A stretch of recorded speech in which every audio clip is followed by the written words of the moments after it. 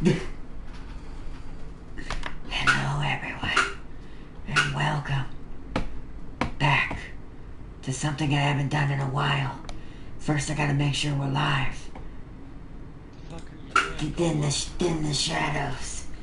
William! He's over there, he's over there. Be welcome everyone! welcome. As you can tell in the background, Gaming Prime and James Army West are with me today. Welcome to today's channel update.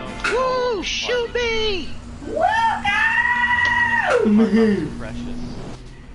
Yes, What about we are enemies? here. They're already dead, what? Everyone is dead. I like that. Why are you in the shadows? Come back from the light. Welcome everybody. Welcome to the stream, everyone. Welcome. Today, we are doing a vlog that I haven't done in forever. Yay! This is very important because today is going to be a very, I don't know how long the actual vlog is going to be, but we're going to go into everything is explained and talked about and what's going to be happening, which we'll get to in a minute. But first, we're going to give a few minutes to let everyone try to have a chance to join up. So you don't miss it during the live stream. But it will be posted to the channel in both the Guardian Alerts and Guardian Chat playlist. So that way you can find it easier. Just in case you missed it. Because this is going to be a big update. There's going to be a lot of changes made to the channel. I'll go ahead and say that. We're not going to be able to maintain a hardcore, like, this is this day, this is that day, this is this day, this is that day. Eventually I will go back to that. But right now it's going to have to jump straight to literally just, it's going to be played by ear. If I get to do a stream that day, I will do one. And on whatever game ends up being suitable for whatever time schedule I have left for that day. Because I'm going to be doing a lot of things in IRL with what I have to talk about here soon. That's going to keep me quite busy. So, and trying to stay on top of things and make sure things get done and stuff like that. But yeah, we know you're first, James. You're in the chat already. Hey man, you're literally in the voice chat. Along with Prime. He is also first. Who's also asleep. Wake up, Prime! He's dead. Damn. Alright, well, I guess we're doing this without Prime. That's all, way. But the reason why Prime and James are joining me today is, is there a way to put this on a solid color? Hold on 1 second, guys. Ow. 1 second. We're gonna wait you just... So I need to Hey, what do you hit yourself? It's funny. Ow, yeah. So do I stop it on that color? Is that how it works? Hold on. While we wait for everyone to join, I'm trying to figure this out. If this goes badly wrong, I want to say in all fact, his last words, how does this work before he blows up into a ball of flames? How do I get it to be... You made it orange, well done. Why is it yellow now? I mean, that's how colors work, man. You change from one color to the other. I forgot how this works. Wow, it's so hard to change your light. Oh, that's how it works. Okay.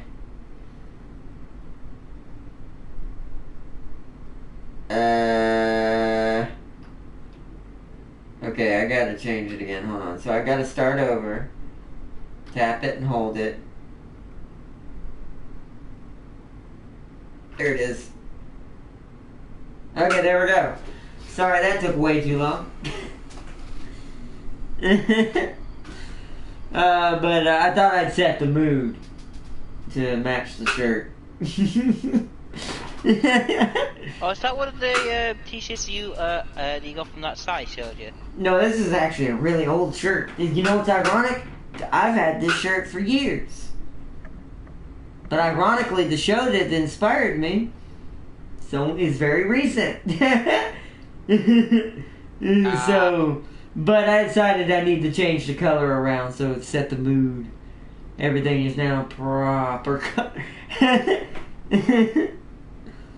But yeah, welcome everyone. What'd you say? Something about Loki. What'd you say to me? What'd you say?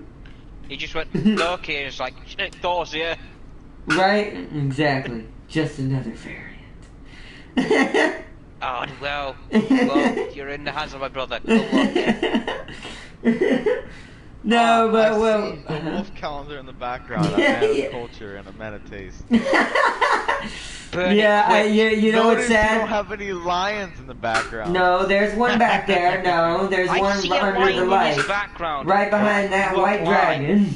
Oh, what the fuck is that? Which part? What is it? Porcelain? The dragon or the No, the lion. No, the lion is just a poster of a red, yellow, and green lion. No, in the bottom left-hand corner. Oh, that lion, yes. That's what's meant to be mounted on like gates and like outside and fences, but I don't have that kind of yard and money, so I keep it over in the corner. But no, yeah, there's more lions than wolves. The only reason that wolf calendar's there is I couldn't find a lion one. So. That's because wolves Why are you better. for? What'd you say? And then of course you can see the right, and then you can see the rest of they're a little bit better. You can see the rest of my what do you call it? My nice little figurines I've collected. Mostly dragons. Very well. Yeah, sadly. No, mostly dragons. And there's Tiny Tina and my James. Two dogs. One for and his there, house, James, you see that orange and yellow one right there, right? That's in front of the blue one. That's the angel version of James. Wow. And then the dragon tamer version is over there in between the silver. Is the red and black one in between that white and brown. With, what we used to talk about. I mean, kind of makes sense. She's an angel. There's two different variants up there. I need to get more video game figurines, but it's hard to find good ones or have the money at the right time when GameStop has the ones I want. That's why Tiny Tina's the only one up there. I need to go to Games Workshop one day. I really do. Well, I have my figurines for them, but they're not painted, so they ain't gonna be showed off for a while. But plus I kind of got out of the habit of trying to put them together and finish building the rest of the group. The only one who's here is my boar rider over here. He's in front of my computer. He's not painted either though. But here's the big thing. The reason why I'm excited about this is all of this is going to change at some point. Which is why Prime and James here, they're going to be here to help me talk about what's going on. So for a while, my life has been kind of crazy in real life.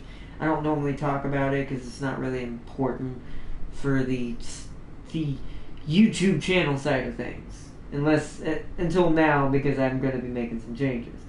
So, like I said, as y'all know, I've lived with my mother for quite a while. Because I'm in a wheelchair, my situation's always been kind of weird. But at the same time, I'm like, I've kind of gotten to a point where both of us are just, we need our own place. We need our own lives. We need to have our own independence. So, I have decided I'm moving out. Which is a big step for, like, someone normal body would have done this years ago. Just saying. So, yeah. That's on me for it taking this long in the first place. Yeah, sure, you could say, oh, but you're in a wheelchair, it makes sense. I'm like, yeah, but I'm 32. And I'm like, no, maybe for the first 20-something, like up to 28, reasonable. But it should have been started, at least the process, if I'd have been better about it, around 26 or somewhere around there. At least. Even for me being in a wheelchair. If I really put my mind to it, now that I'm learning more and more and actually want to do this and not holding myself back anymore, I I've learned there's ways, but this is also why I have to make this video, because this means a lot on the channel is going to change. At first, not quite as much. Me and James have already discussed we're going to have to cancel some series, which he's here to let his people know as well, plus to give a shout out to him as well, and Prime. Because they've helped me get through this and all the stuff I've had to go through, and just trying to become better than what I've been for far too long. Yeah. So, we're going to be canceling Outriders and Torchlight. And I'm sorry if anyone was watching those series. If we get time for them, we'll try to do them. But Torchlight's now going to require a lot of grinding, because it's gotten to that point me and James have to keep ahead of the game again. Because we've been doing a lot of other stuff for our other things we've got going on the channel too. So we haven't been able to really keep up with it. But that's neither here or there. It is an indie game, and it's one of those games, it's more of a request thing. And since you were watching it, but at the same time, there's other things that I know y'all prefer on the channel. So. At least far as both of us concerned at the same time. Individually, not much is going to change on James's side. You'd have to ask him for that side. Yeah.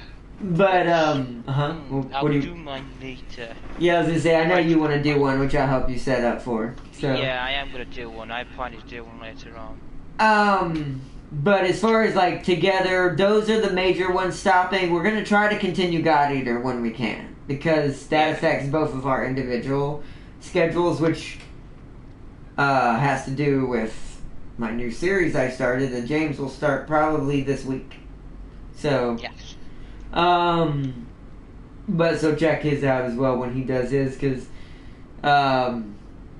ironically, me and you will have... Here's the one sad thing about it, though, James. Which I think you do get to still customize him. I think. I forget. You'd have to check the beginning of my stream again. I can't remember how much it lets you go into detail with either of them. There's only two perspectives, unlike the other games. So, Yeah, because there's the white-haired one and the black-haired one. Yeah, there's Jane. For me, there's Jane, and then there's the Malik's alternative. Which I did Malik's first, so Yuito. So that would be Yuito or Kasane. So, but I can't remember how much visually you can change them, but it's up to you if you want to still stick with your original hypothetical story. If you can change them enough, it still would make sense. Actually, more in your case. I just hope you have the colour blue. I will say more in your case, because maybe you could say a certain somebody's name who starts with a Y was inspired by your character in your alternate reality to found this city. Yeah, it was kind of... Because scary. you worked with him. You worked with him a lot in your game for your playthrough of that game. He was your main partner for the majority of the game. So for you, that kind of freaky. Scary. No, trust me, it's scary for both of us. Somehow we've both perfectly fit this entire storyline and called it. And even the name of the unit, they're called the Scarlet Guardians. I think that might have been... I could brush off as I may have grazed it to him once. Well, both of you lived in the blood. Well, that part, you can just say he got that from himself. For yours. Because if you think about it, all of us were part vampire in that universe. Yes. Oh, yo, Sephar's here. Welcome. Welcome to the vlog. Hi, Garcia. Welcome. We're doing a big update. We're talking about, hey, what's up, and I'm working on a game, and it's not going so good. Oh, that sucks, Ultimate Gaming Bob. It's been, I would say I'd give you pointers at something, but depending on what it is, and two, it's been so long since it's been through my courses, I'd have to refresh to really help you. I'd have to redo to actually be well. benefit to tell you probably what you might be having problem with if you're having issues. Yeah, I have to redo mine as well. Because the irony is, I did mine earlier than Arnold did in game design. I did a bit of everything. A bit of coding, a bit of level design, a bit of graphical design, a bit of everything. I have as well too, but Once again, Yeah. like I said, it's been a minute. So currently releasing a ton of stress. Ah, nice, Farseer. That's good. Yeah, this is kind of my vlog for that as well. I also want to kind of say that too. This is kind of my vlog for not only for myself, but if you just if you wanted to ask questions or chat as well, Farseer, that's also beneficial to all of you for this chat as well. Because this chat is kind of my I don't know what to call it. Like,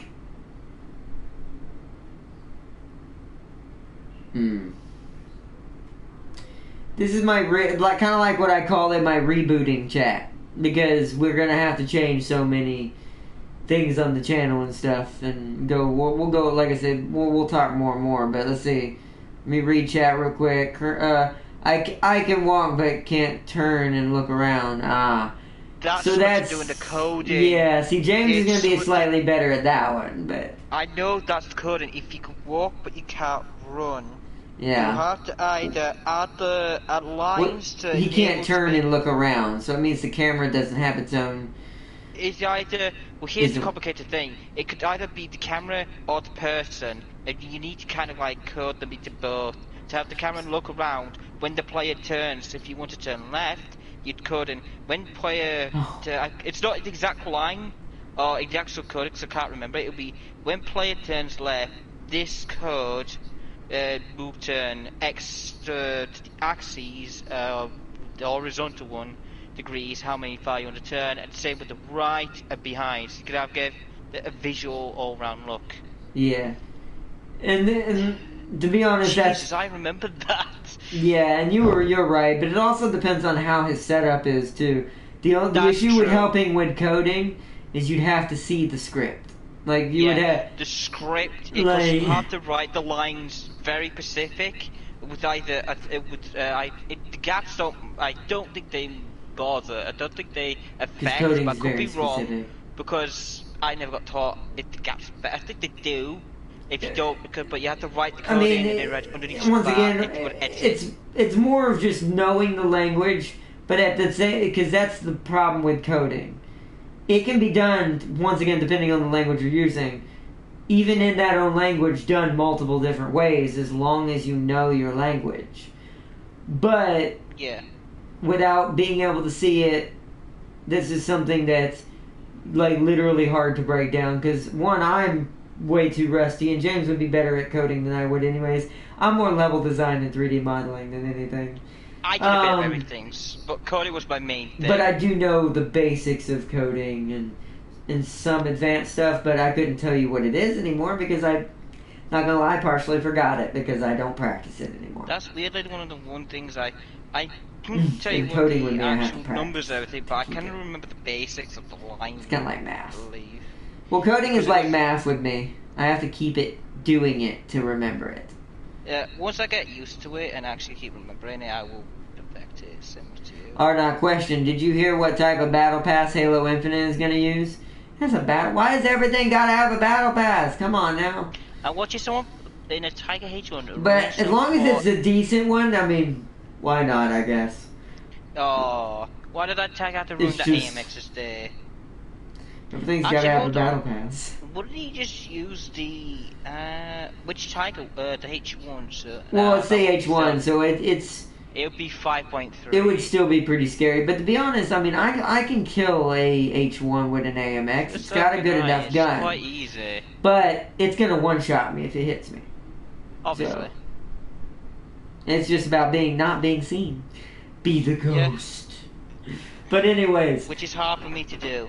Yeah, well, I mean, you're not playing light tanks. I would normally play light tanks.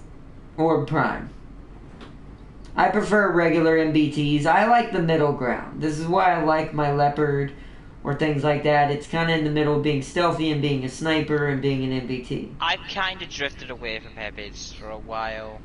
Because I kind of just like, I just kind of... But I did not hear what type of battle pass they have. Sorry, I was answering a question, but keep talking. You can be using a permanent battle pass, meaning it's never going to expire. Okay, so that's different. I guess if it's permanent, but that is still like, geez, guys. Do y'all really need that much extra money? And this is for any company. We're not specificing, going into any specifics today. I'm just... Why is that I'm just writing out the days of my new schedule out. But while we're talking. But that being said, yeah, today's streams, if you want to ask any like questions about what's going on for the schedule this week, or lack of slightly, and what's happening in the future, because like I said, the big thing and the big announcement is that I am moving out of my house, or out of my mother's house, and I'm gonna be taking the leap to live on my own and be independent. Which means I've got to get in touch with a lot of like government stuff. I got to get in touch with a lot of people that I know. As far as like that I know that handle this kind of stuff and help me out. I've got to get in touch with all my doctors, let them know. I gotta, not all of them, mainly my main doctor and probably my stomach doctor. Yeah. Because he's the one I see the most, other than maybe my kidney doctor, because I see him the most. But I gotta get in touch with like my caseworker that handles my stuff, and so I'm gonna be really busy this week. And this place that helps me out where I live, that's like called Independent Living, they need to know, because they might be able to help me get some more equipment, because I am missing something that I need for the new nurses that'll have to come in, because when this changes, my mom won't be doing all the stuff she does now for me anymore, so there'll be other people, so not everyone can physically pick me up, even though she's getting to the point where she can anyways physically, because she's getting up there. She's got stuff she's got going on as well, so yeah, so schedule is going to literally fall into the void. Basically, the TVA came in with a time stick and slapped it in the face. Yeah. And everything's moving in slow motion now.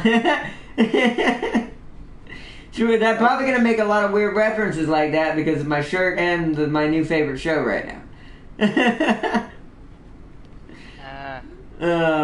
Don't worry, no spoilers. That was from episode 1.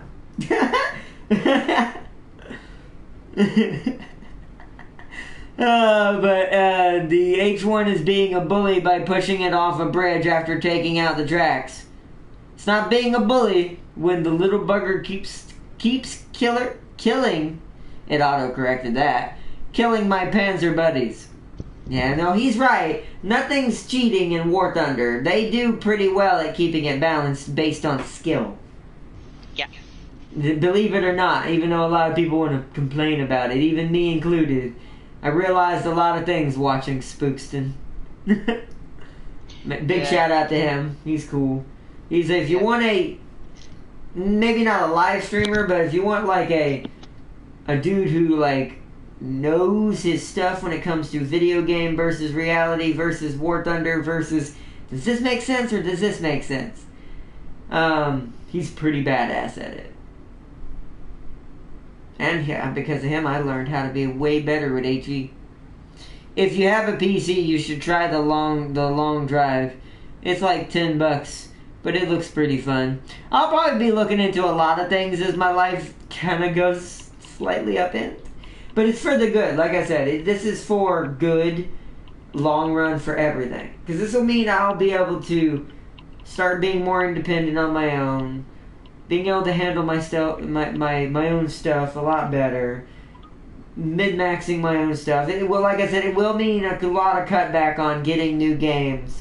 The cheap ones, I'll check stuff like that out if I have left over and it's not going to hurt me in my real life. Because like I said, a lot of things I'm going to have to change, take in consideration more than I would where I'm living now. Because like I said, I'm going to have to change environment. So all this background's going to change. But it's also for the better because I've also looked up like a new bed for me that's easier for me. I'm going to change my setup in the room to suit a more compact but cooler looking like setup that I'll just decorate the background of and whatever ends up happening. Wherever I end up. What's up, bro? I have to go. Alright, okay. Do you have anything they need? Didn't even take me to go do something. That's fine. You can't help that. But do you have anything you have to say otherwise to chat like about what? Like, I don't think this affects us much because me and you didn't really have a schedule. So at least far as YouTube is concerned. But I mean, I don't have anything on this subject. okay. Then then alrighty, bro. Thanks for chilling out. Shout out to Prime. He was half asleep the whole time. No, I've been here. I just haven't been talking. I haven't been a part of the conversation. Y'all been talking about coding and tigers. Well, I mean, you still could have like chimed in and talked to Farsi or talked to the chat. Alright, I gotta go. See you. Alright, Ultimate Gaming Bob, just to give you a heads up. Bye, Prime. Good luck on where we're going. I don't know what you're doing. I didn't actually hear what he was doing. But, alright, Ultimate Gaming Bob, you have a good one. And remember, to everyone who heads out, schedule is going to be kind of upended now. So there is no main set thing happening during these weeks coming up. Weekend will be a little easier to still stay kind of some War Thunder or whatever. Or some Monster Hunter here and there, or whatever. What else were we doing on Sundays, James? We were doing for multiplayer week. Besides Monster Hunter, the other one was what? Age of Wonders Planet 4. That one, that was the one that Prime. So I'm gonna go ahead and say that probably for him, because I'm pretty sure he would have said that. We're gonna be probably, unless we have time, that probably is getting canceled too. That's the one I was trying to remember that Prime was involved with. Right, it was Planetfall. So, shout out for him, since he had to leave, for his schedule. Anyone that happens to see his and watch his streams too, those are going to change. We'll update you as we go on, as we change here and there, what can be at least somewhat, no, I won't say constant, but at least we'll sit in those places so when we are able to do these, we will. I think the only one that's not really going to majorly change is going to be probably Saturday, both of Saturdays, whatever they end up being. Mostly War Thunder, but we'll probably change it out here and there, you know, just to keep it fresh and change things up, you know. But that's just to let everyone know. You didn't have to push it in. Let's see. I missed a bunch between Darius and Farseer. Darius said Dad. Then Darius says, plus he brought an AMX to a 5.0 matchmaking, thinking he's some badass. I can kill you, Darius, in that Tiger H1, but that AMX, don't shit talk that AMX. That AMX is a savage. It's probably the easiest tank I have right now. It's the only reliable one I have too, because the rest are Shermans. And the Tigers will kill them until I get that SA-50. That railgun. Actually, I might still be using the AMX for quite a while myself, so prepare to see my AMX, Darius, and I will kill you with it. Yeah, and Darius, I have it as well. But I have some better. Because that thing has a tiny railgun on it. What's up? I have something that's just works easily, and it's heavy. What's up? The ARL. Well, I don't have mine yet, but yeah, James is ahead of me. He could kill you with the ARL, but I'll kill you with the AMX. Try me. Alright, how blind do you have to be as a tank to completely ignore an H1 in a whole wide open field? Pretty blind. Pretty blind. Especially if I'm looking for it. Shot now will be. As I tear up. Well, I need to improve my fast reflect shooting. Yeah, no, because like I said, you may able to be one-shot me. I'm not going to front there. You could easily kill me in one shot. But if I see you first... Especially that side panel. Yeah. He's like, ammo, tasty. Boom. Instant death. Because if that AMX got seen by a Tiger H1 first, he wasn't being stealthy enough. Because you can't get hit as a light vehicle, as I'm learning, and you can't stop moving either. Because if they see you at all, you were very dead. And it has an amazing gun on it. That thing is really savage. It goes through way more armor than a 70 or whatever that size gun should. But it's because it's a long barrel. I don't know what you would call the inside. Probably is whatever it makes it do whatever it does. But the velocity and the spinning on the bullet that happens by the time it reaches you is, I'm going to hit your ammo. If I'm on your side. If I'm not, then I'm going to just cheek you. That way you can't shoot back, and then I'm going to shoot you in the front and kick you in the ammo right there. Yeah, that's nice. If the cheek don't kill you. I will travel with my Panzer buddies. I ain't going to shoot them. That's the thing about a light. You pick and choose your targets that are going to kill you easier. That tiger is going to kill me in one shot. I'm going to kill the tiger first. It shot a Panzer before Daria said 88mm go boom.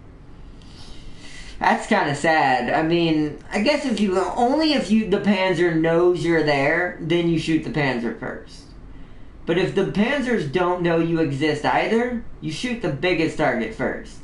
That you know, if you know you can kill it from where you're at. If not, then maybe wait. Be patient.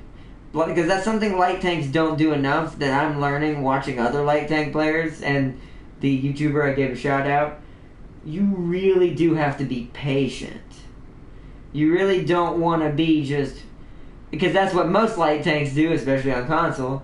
They just blitzkrieg straight in and just like they're like a freaking orc, but don't have the armor to do it. And just get decked. Which is why I kill a lot of light tanks if my team is covering me enough as MBTs most of the time. Because they're easy to kill and they tend to rush. So,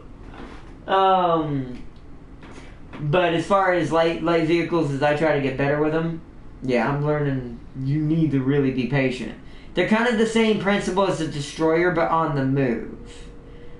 You want to be super patient. You don't want to waste your shots and let them know you're there until necessary.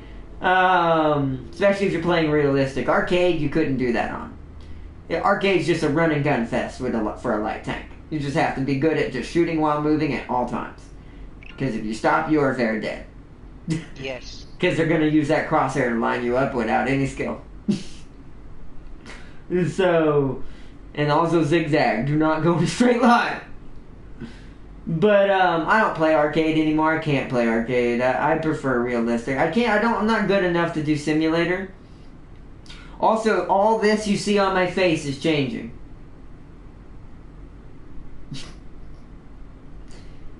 I'm gonna look more like my shirt. I'm gonna take, and it's funny because I actually did have a hairstyle not like his directly. Not gonna say that and be that dumb. But I always did kind of have a semi-medium to longer hairstyle like he does. But I never had a beard in my older days. Because it makes me look too young, but I'm like, you know what? Whatever. I have an ID. I know who I am. Just, they already card me anyways. Because I'm short. Yeah.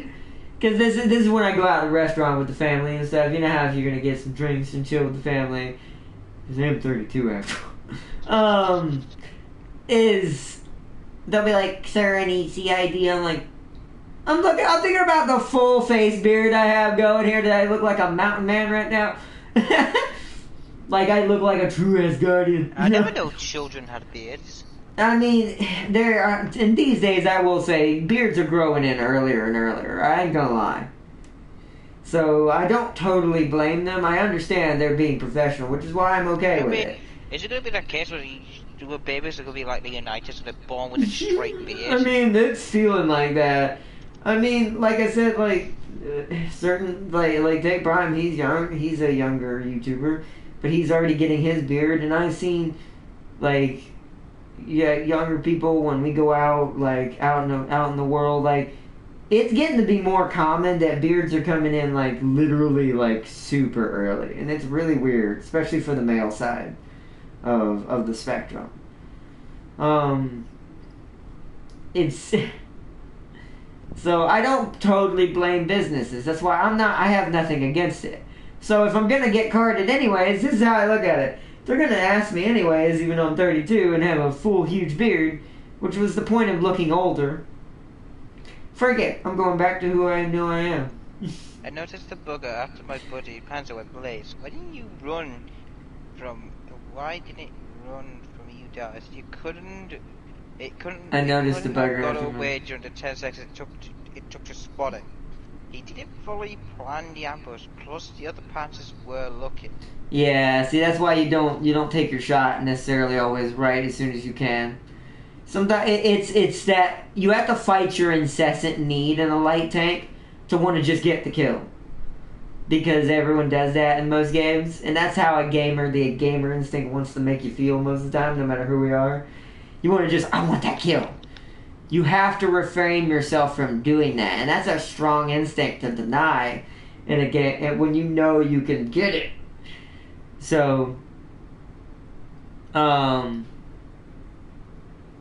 the dudes are slowly becoming dwarves. Right? No, I'm not going to deny that. As early as younger dudes get their beards nowadays, it's like, geez, I had to wait.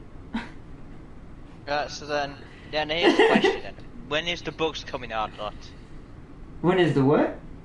Bugs coming. Bugs? Is Xenoblade bugs? You talking about real life or in a game? Well, I mean, if we're slowly coming more towards in real life. Oh, I see what you mean. Oh, okay, never mind. You scared me. But anyways, just ignore that. But no, I agree with Farseer. Like, it's ridiculous. Like, when I think mine fully started to really set in when I was 17, 18, barely. And then mine grew in, like, my beard actually didn't grow much when I was young. That's why I kept it really kind of shaved in the beginning. Because I mostly could never go past, when I was young, like what do they call it? Like, stubble, like a thick stubble to maybe 5 o'clock shadow. I never had a really thick beard until I started shaving it, which forced it to grow thicker, which does happen if you do it more. So, because trust me, I know. I regret some of it. You see these legs? Oh man, I regret shaving some things too early and just waiting. No way I could keep it maintained easier now. Did you shave off your knees? Why I didn't. When I was young, I liked smoothness. Which, in some places, sure. No, I just, like, that was a thing that was already starting in the 90s. It was a trend. And during that time, beards were kind of dying off, and a lot of people didn't like them anymore. And a lot of other, especially over here. But it was because of that perfect. I blame that on the media, which is why I'm changing back to just who I am as a person, who always I was. I'm slowly becoming a bear. I blame a lot of that on the media with, like, they advertise these hairless, like muscular, like Chris-like dudes, like when they advertise dudes, especially back in the 90s. So, but they'd have a chin strap at best, which is normally what I have. But even then, I'm getting to the point I'm like, I don't know, I just sometimes don't like having a beard. It just don't feel right on me. And irony. Looks down.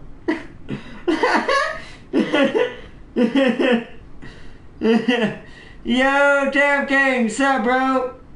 We would not talk about how many tigers were claimed by engine problems than actual combat. That's true. You mean in real life? Yeah. A lot. You know, it was a lot in real life. So go mention it was a lot. H1 problem. Also, fun fact, if War Thunder was historically accurate, tigers would be breaking... Yeah, that's something that... I'll give another shout out to him real quick. That's something Spookson talked about in one of his videos. Because some people were talking about they wanted permanent engine death in War Thunder, and I'm like, no. I'm like, no, the Tiger's engine is awful. It would break in one shot. No. I can't really say the British had really good engines during early World War II or World War One. See, fun fact, Farseer, the world's only original working Tigers is in the UK. Ha! Wait, really? It's a bit ironic. Nice. No, it makes sense. That's because they actually, the ones that made it. Oh, yeah. That's a big stab, but it makes sense. Like, the ones that actually, you know, worked would have made it. The rest of it just broke down and just... Fuck it. The engineer just throws the wrench, like... And just curses in German. Just... whatever. He just gets mad at the Tiger and walks away. He's just done. No, I can see that, though. That's why the YouTuber, like I said, talked about that, and... I agree with him. No, we don't need permanent engine death in War Thunder. I'd hate it. I think everyone hated it. I think when it actually started happening, people would just hate it. They would think they wanted it at first, but then when people started cheesing it, like everyone will, and start just popping the engine and just driving around the side, especially light tanks. You know how strong light tanks would become? They're already good if they're good at flanking in that game. If there were permanent engine damage or death, not damage, death, in War Thunder, light tanks would become the king of the universe in that game. The balance would become, most people would play light tanks. It would just become a light tank full slaughter on both teams. It'd just be nothing but light tanks, just rushing and blasting. It'd become Call of Duty. I think that's why... That's why they don't do it. Interesting thing, not what about the Cromwells? They were a mixture between light and MBT. Well, yeah, but in general, that's why they don't do it, James. That's why permanent engine death isn't a thing. Because it would just boil down to everyone would just start picking MBTs, lights, and that's it. There'd be no destroyers. Maybe some AAs who can actually pen, but very few, because the hassle to go through with getting in the right position with your AA may not be worth the hassle versus all the light vehicles and MBTs you could use. The concept, whatever you have, would become retarded OP. So would another friend of yours. Actually, the Concept 3 would be... it would be OP because it's a 77 that can go 51 miles an hour. Oh, by the way, it could also... And also, what else would be? Wait a minute, Tam King says what sorry, go ahead. The Comet would be broken. Do you know why? Because it's basically like, it has a saber round. Yeah. Oh, I know. I've seen it. But here's the thing. Here, before I read the comments again,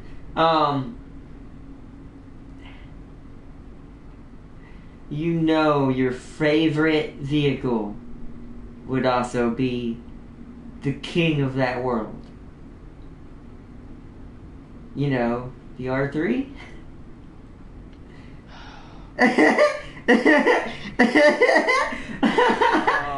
That thing would be so trolly if our engines could not be fixed after they were permanently broken. Everyone would complain. I mean, so could his, by the way, but he's not going to stop moving, so it's going to be harder to hit his. Unless you get it in one shot. But he's going to just into your engine until it's dead. Then he's going to... I'm sure if you got good enough with the R3, you could wipe whole team. Probably. It'd be like cross out coming in the War Thunder, but let me read chat real quick. It'd be an auto cannon. Yeah, no, that'd be an auto cannon build coming in from cross out into War Thunder with permanent braking mechanics. Yeah. Let's see. Was captured by British. The turret was damaged and abandoned. Ah, so y'all kept a couple. Nice. I think we kept a couple Tiger 2s somewhere. But I don't. But who knows? That's hilarious though. And still suffer from engine problems. Exactly. Don't forget about the horrible Tiger model. They got turned into the Ferdinand. That's true. Now we got big bearded badasses in movies nowadays. Well, we've got mixture. Here's the thing. It's super balanced in a lot of movies now. Because you got Peter Parker on one spectrum, Tony in the middle, and then Thor at the top. These are like levels of beards. And then, of course, you got Steve. Never forget Steve Rogers. A.k.a. Captain America. He does not have a beard at all. He did in one movie. But technically he does tend to stick with the smooth. If they had perma engine problems, America Sherman's Russian T-34s would dominate. Yeah, that's what I'm saying. All the MBTs and light tanks would take over everything. No, you would not see heavies played at all, probably, to be honest. The Stug was probably the only German tank that didn't suffer from engine problems. That's true. Also, it got shot at the front most of the time. So I think that's why they started to make engines at the back. All of them were even the Tiger's engine is in the back, but it's just Stugs are destroyers, so they have a different principle. But even then, she does have a point. Even like mechanically, they didn't have any issues. They never broke down. Stugs were always present. Yeah, because they were meant to push up at the infantry. Yep. And it's like I said, they were always present, along with when Panzers at first. And then when the Panthers finally got mastered, them things were everywhere. Panthers were most common at first, though. Yeah. At first, of course, but they do get better along the way. But what's up, Kevin? Welcome. What's up? Oh, dang it, my chat went dark. But hold on. God. Hate when my computer goes to sleep. Said, if they added perma engines, American Shermans and the Russian T-34s would dominate. Yes, they would, because those engines were made to be easily repaired. Yep. Yeah, although, we would have very similar things to Germany. It's like I said, there'd be too many tropes developed. They would not be able to have proper lobby compression, as it's called, as I found out, all that anymore. It would just fall apart in a heartbeat.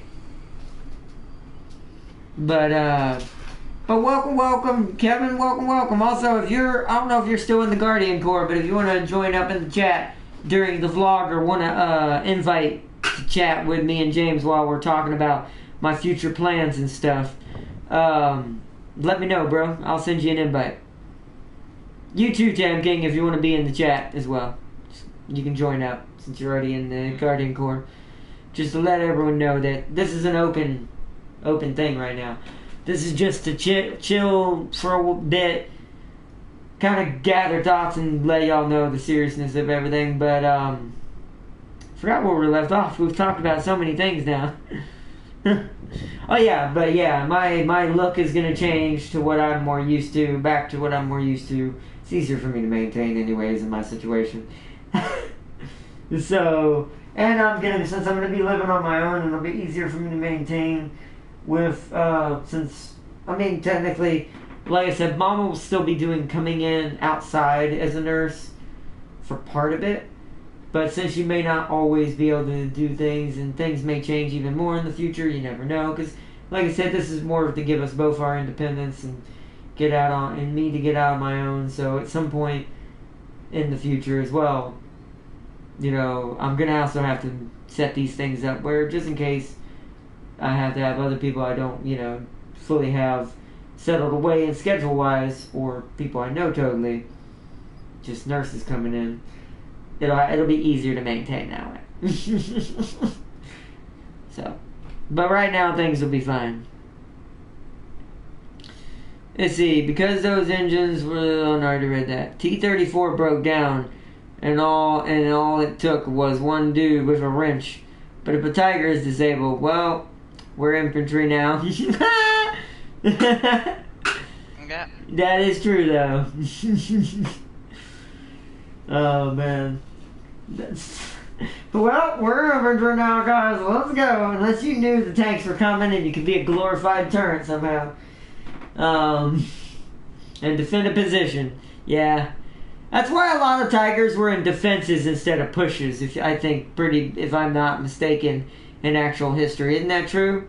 Like, you had some tigers, I think, that pushed lines, but I think actually majority of them ended up being defense. Very sure. I think the only thing that really tried to push lines, but it came too late, was the Tiger 2. Yeah. I think the French had a good design with it. And it was terrifying what you were going to do with Tiger 2s. Oh no, it was Panthers, wasn't it? Well, no, we're talking about on Germany's side as they get invaded. As they slowly got pushed back. So. Yeah, by the massive sheer amount of T-34s. And then Sherman's on the other side from you and Sherman's on the other side killing the heavies. From France, you and me. And Canada. Well, I know, hold on. France was captured by Germany, so we'd have to push them to France for them to get re-established. Yeah, but France was still present, though, James. They gave up their armies and everything. They did, but remember, even in war, no matter what happens, there's always going to be a fighting force.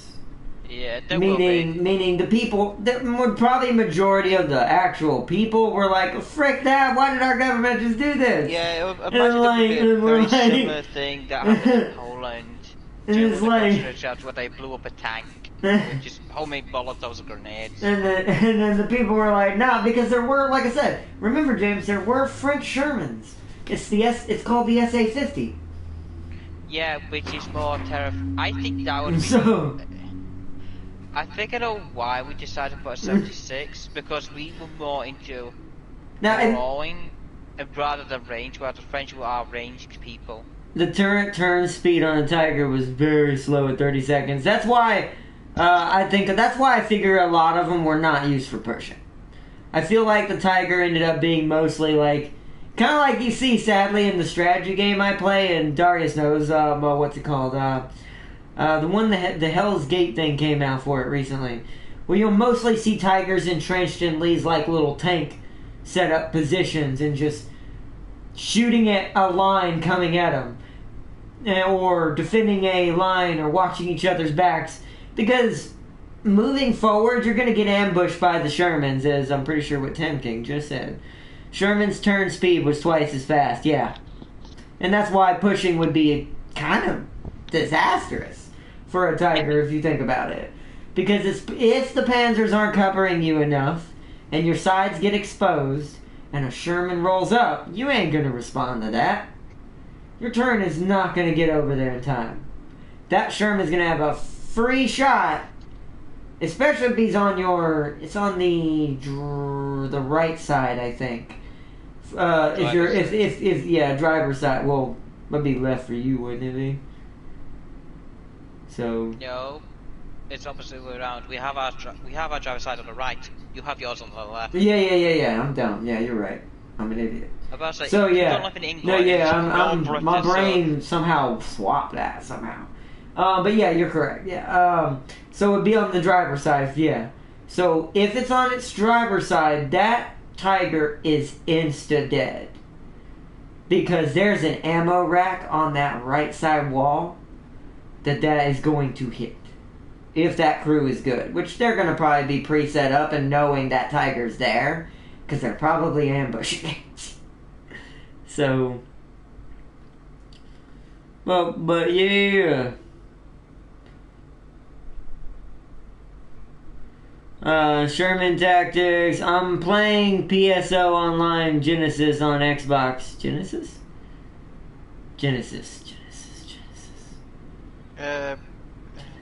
My brain doesn't know. PSO. My brain. Also, welcome, Christopher.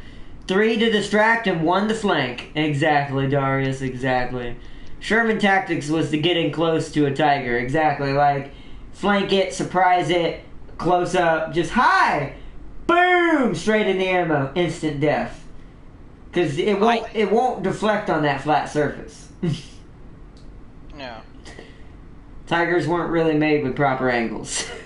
Also a design flaw. Yeah.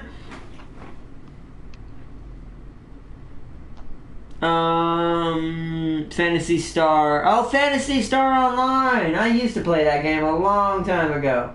I haven't played that game in years. I used to play it actually quite a lot. But I play a lot of Japanese games in general, usually. I'm a fan of Japanese style games when it comes to certain things. It's why we played Scarlet Nexus Friday. What's up? With Scarlet Nexus, you can change difficulty, right? Yes, I'm on normal, but I may beef it up. I'm gonna beef it up from the start. Yeah, I would recommend it. It's actually not that hard. Once you learn the mechanics, the only thing I will recommend, when you're not leveled up, try to counter or dodge only things you know aren't going to be Hurt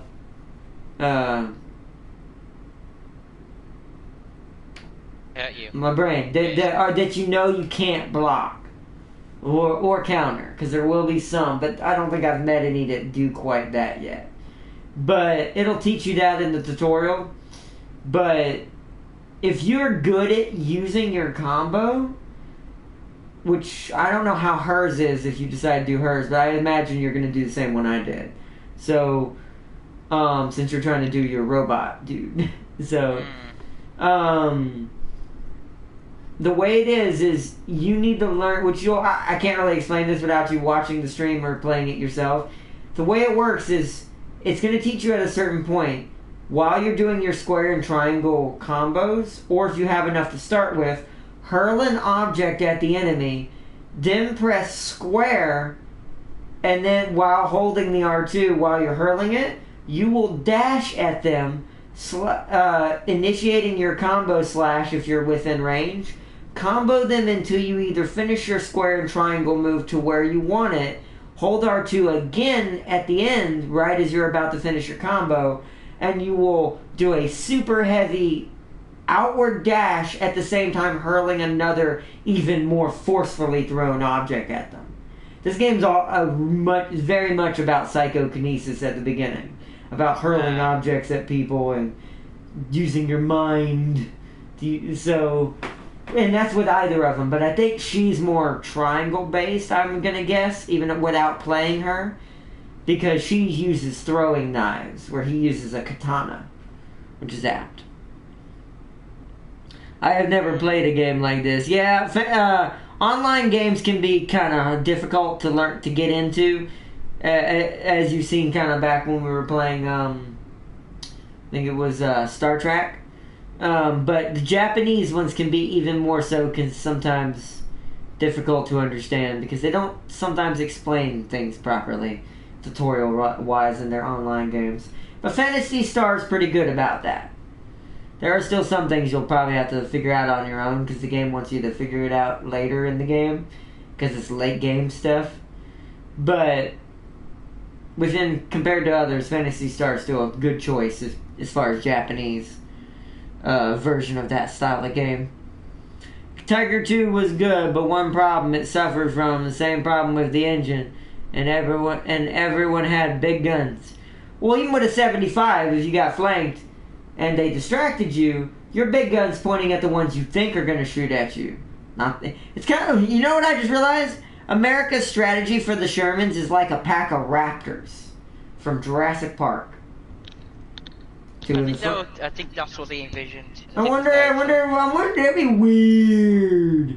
No, that movie came out later. That movie's too late for that. We would be past that already. So that's just weird. Because if you think about that in the Jurassic Park movie, 2 in the front, 1 up on your side. I imagine it would have been the jumbos that being at the front. R76 at the back. Right. But it depends. A bit later on, it got easier for them, though. Because as the 76s became more common, Even the front ones could kill it.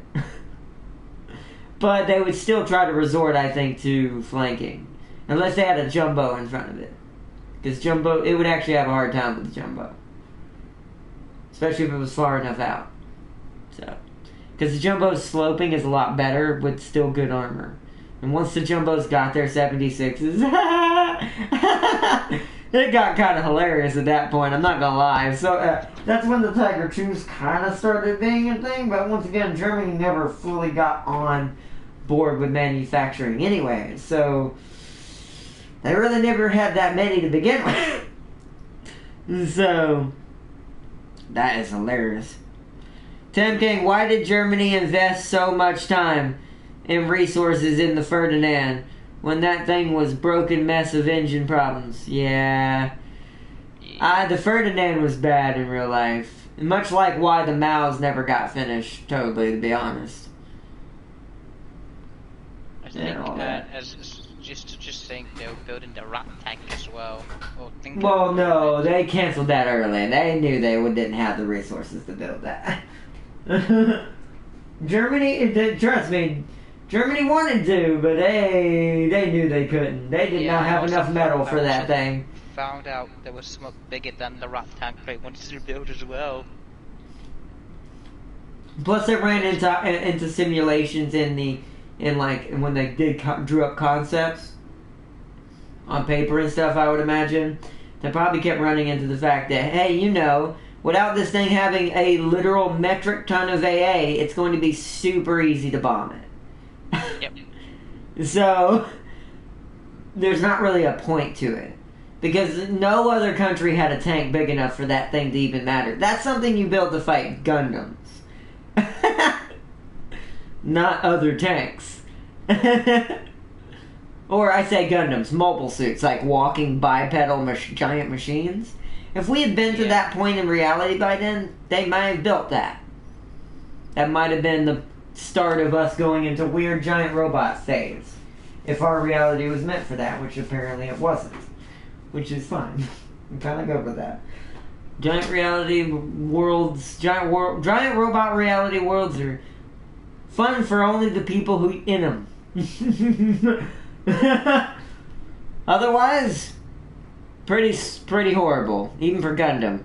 Don't underestimate it. Even for an anime, Gundam may look fun, but for the civilians, it's pretty awful. Because at any moment, a giant fleet of mobile suits or Gundams can just wipe out an entire city. So, yeah.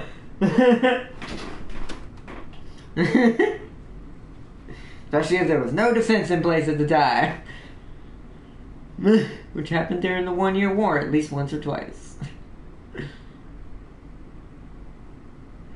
Ferdinand was a failure and it deserves its fate. Nice. No, it didn't. It did. They didn't make it right. Germany literally couldn't get away from, we want to build big tanks instead of efficient badass tanks. Sound like me? That totally sound like me. Germany was confident in their air force. Probably didn't think planes would be in the sky to bomb them. No, then they wouldn't have canceled the rat tank then. I do think it was that. I do think maybe they thought that, but nah, British was putting up pretty good hard of a fight on their end.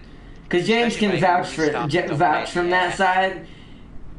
Them mosquitoes and stuff, they were having a hard time, but they were putting up enough of a fight with such primitive planes that I feel like even Germany wouldn't have been able to justify such a large tank, even with good air defense with it. Also, you would always have, that's also, I think, another thing that's not viable if you think about it. You would always have to have an air force with it if it doesn't have enough AA on it. Both things are just not viable to defend that thing from getting insta-stacked by some British or American giant bomber. Yeah, PE-8. Yeah, well, isn't that the Russian one? Or is that y'all's? Pretty sure that's American. I'm pretty sure. No, that's not ours, James. It's either the Russian. It's either yours or Russian. It'd probably be hours. It might But not probably be hours. But it would insta die. They wouldn't last long. And the armor would also have to be ungodly, so the amount of steel needed for that thing's production. And it's just, I mean, look at how little Mouses got made, and how much smaller that thing is compared to what the Rat Tank would have been. Yeah, speaking of tanks that would never be made, how about let's talk about your nuclear tank that you wanted to build? Who, me? The Americans did. They wanted No, to I build know. a nuclear-powered tank. But you can just hear that and know why we didn't do that. Thank goodness. That was the dumbest idea I've ever heard in all of my of my history. Yeah. I'm like, yes, let's put literal portable nuclear bombs on the battlefield that if they get destroyed, a quarter of that place is gone. Good idea. You know my sarcasm in my face.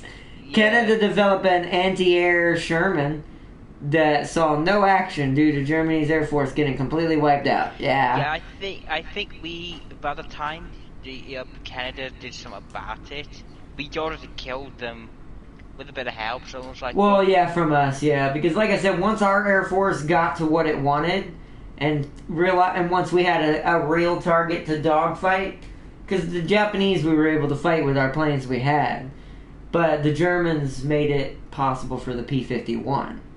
So, once the P-51 was made, it was done. It was done. Between that and the British, whatever your version equivalent to that thing is, I forget what it's called, it was done. It was just done. And the Russians even had their own at that point. It was just done. It was called like the Big Sword. Why not? They put them in planes. Oh man, that's great. That's cool though. Like I said, I don't know. There was so much concept, but that was done during that time for all sides. It's like James said, our side thought about a nuclear powered tank, and I'm like, yeah, that's bad beyond bad. And I know why we designed the Concept 3. It's known later down. Also, thank you for the follow. Hold on, let me give this quick shout out real quick. Hold on. I didn't realize I got a thing there. Thank you for the follow, AMS SA. Thank you. I think it's an underscore in there. It'd be kind of a coincidence if you put SA50. The French Sherman was a badass. Yeah, I was talking about concepts. You know our Concept 3 you have? Well, it turns out later down the line, those were, you know our light destroyers? Guess what they were based off? The Concept 3s. Tim King, I do not. I do. Why? Who? Why not? No offense to... I'm going to say this once, because that's a deep rabbit hole. We are not going into that. But... no. In an emergency, no. There's way more important people. So would you want to know the ABC shares that you said, that... You said made for the aircraft side, because I'm looking up water to see what equivalent is. Oh, it can. It can, Tim King. It can. It has before, and years ago, or whatever. And that was years ago. Imagine now. I can only imagine what that thing looks like at this point. Oh, my stomach. Yeah, Ardon, what do you say there was the aircraft that totally destroyed Germany, to be your side anyways? P-51. P-51 is a 4.0. Okay, let me have a look what our equipment is. Sorry about that, guys. My stomach is hurting. Firefly. Let's see, P-51 shot down the early German jets. Yeah, they did. Germany tried to build a super battleship that was 3 times the size of the Bismarck. I heard about that too. They thought just bigger would win them. They literally did what we would have thought Japan would have tried to do first. As an adult. Which is a joke, but maybe still is trying to do that. We made our typhoons and our fireflies, along with mosquitoes, were still being used and made better Yeah, I imagine there's just higher models of them. They're just if that thing would. Oh, well, sorry. Go ahead. Also, we made a new somewhat called the Whirlwind Mark One. I think I've heard about that. Air defense fighter. Yep. I think I've seen that. If that Also, thing would have left port, not part of our destroyer bombing line. Yeah, no, I agree, Darius. That's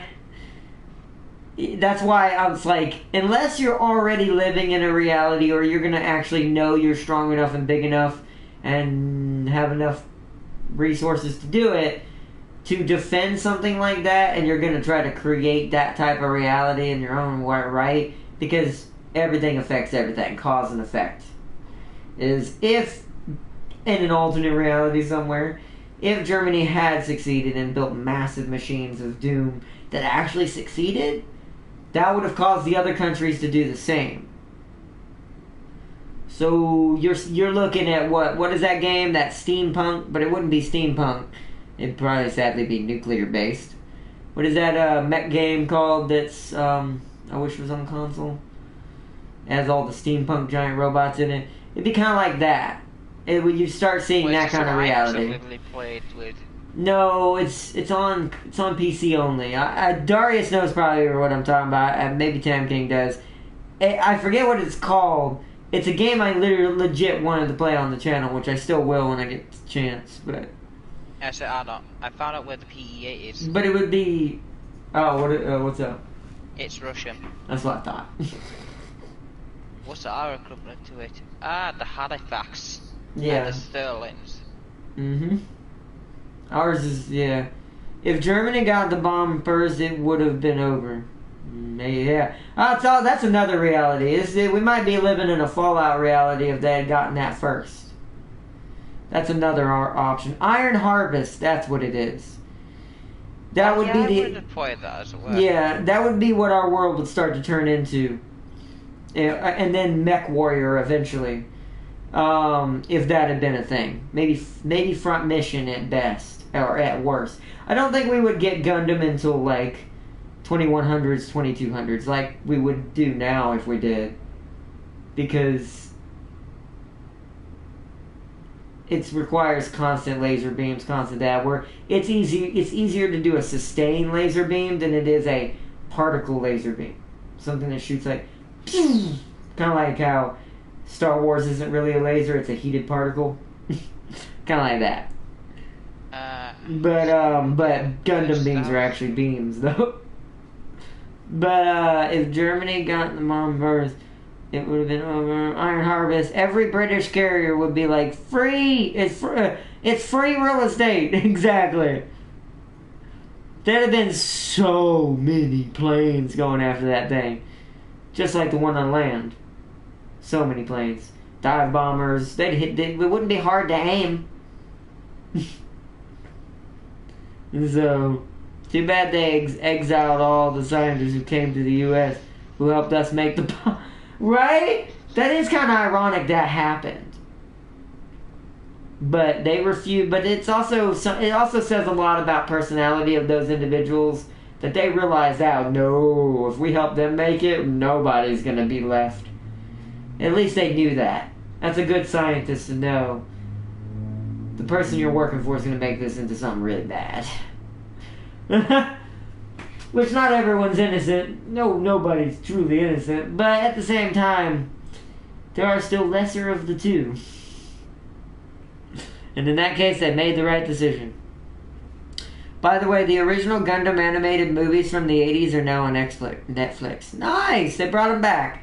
Oh, I'm surprised by that. Gundam's been a little weird about what's been allowed on certain streaming platforms and what's not. So, but yeah. Oh, Tab King, I forgot to even ask you because you kind of joined up late. Did you hear why this stream's actually happening? I probably should talk more about that again and recap again for anyone who's missed it. But let's see. Oh, that's why. So Fate. This is why you don't judge people.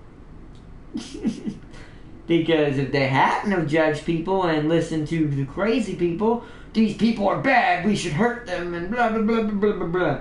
Oh, bullcrud. They would have won. It's ironic that the people they dislike the most could have won the war for them. That's what happens. And that's for any bad thing. As long as there's enough good people in the world and they realize, nah, you're gonna treat my family like that, my people like that, this ain't happening. I ain't gonna be your scientist. And they ended up with us. Make a whole lot of sense why they... Yeah, that does. And that's what I said. And then they ended up... And they probably ended up everywhere. And you know what? That's ironic because everyone else ended up with it before Germany anyways. So it means they ended up everywhere else. They probably... Some went to Britain. Some probably even went to Russia. Some went to us. Who knows? Everyone's different. So... They just wanted out at that time, probably. Because when you live in that kind of world, even if it's your home, no one should be asked to have to live in that kind of situation that was going on over there. Yeah. So, it's kind of like the NK today. And parts of China as well.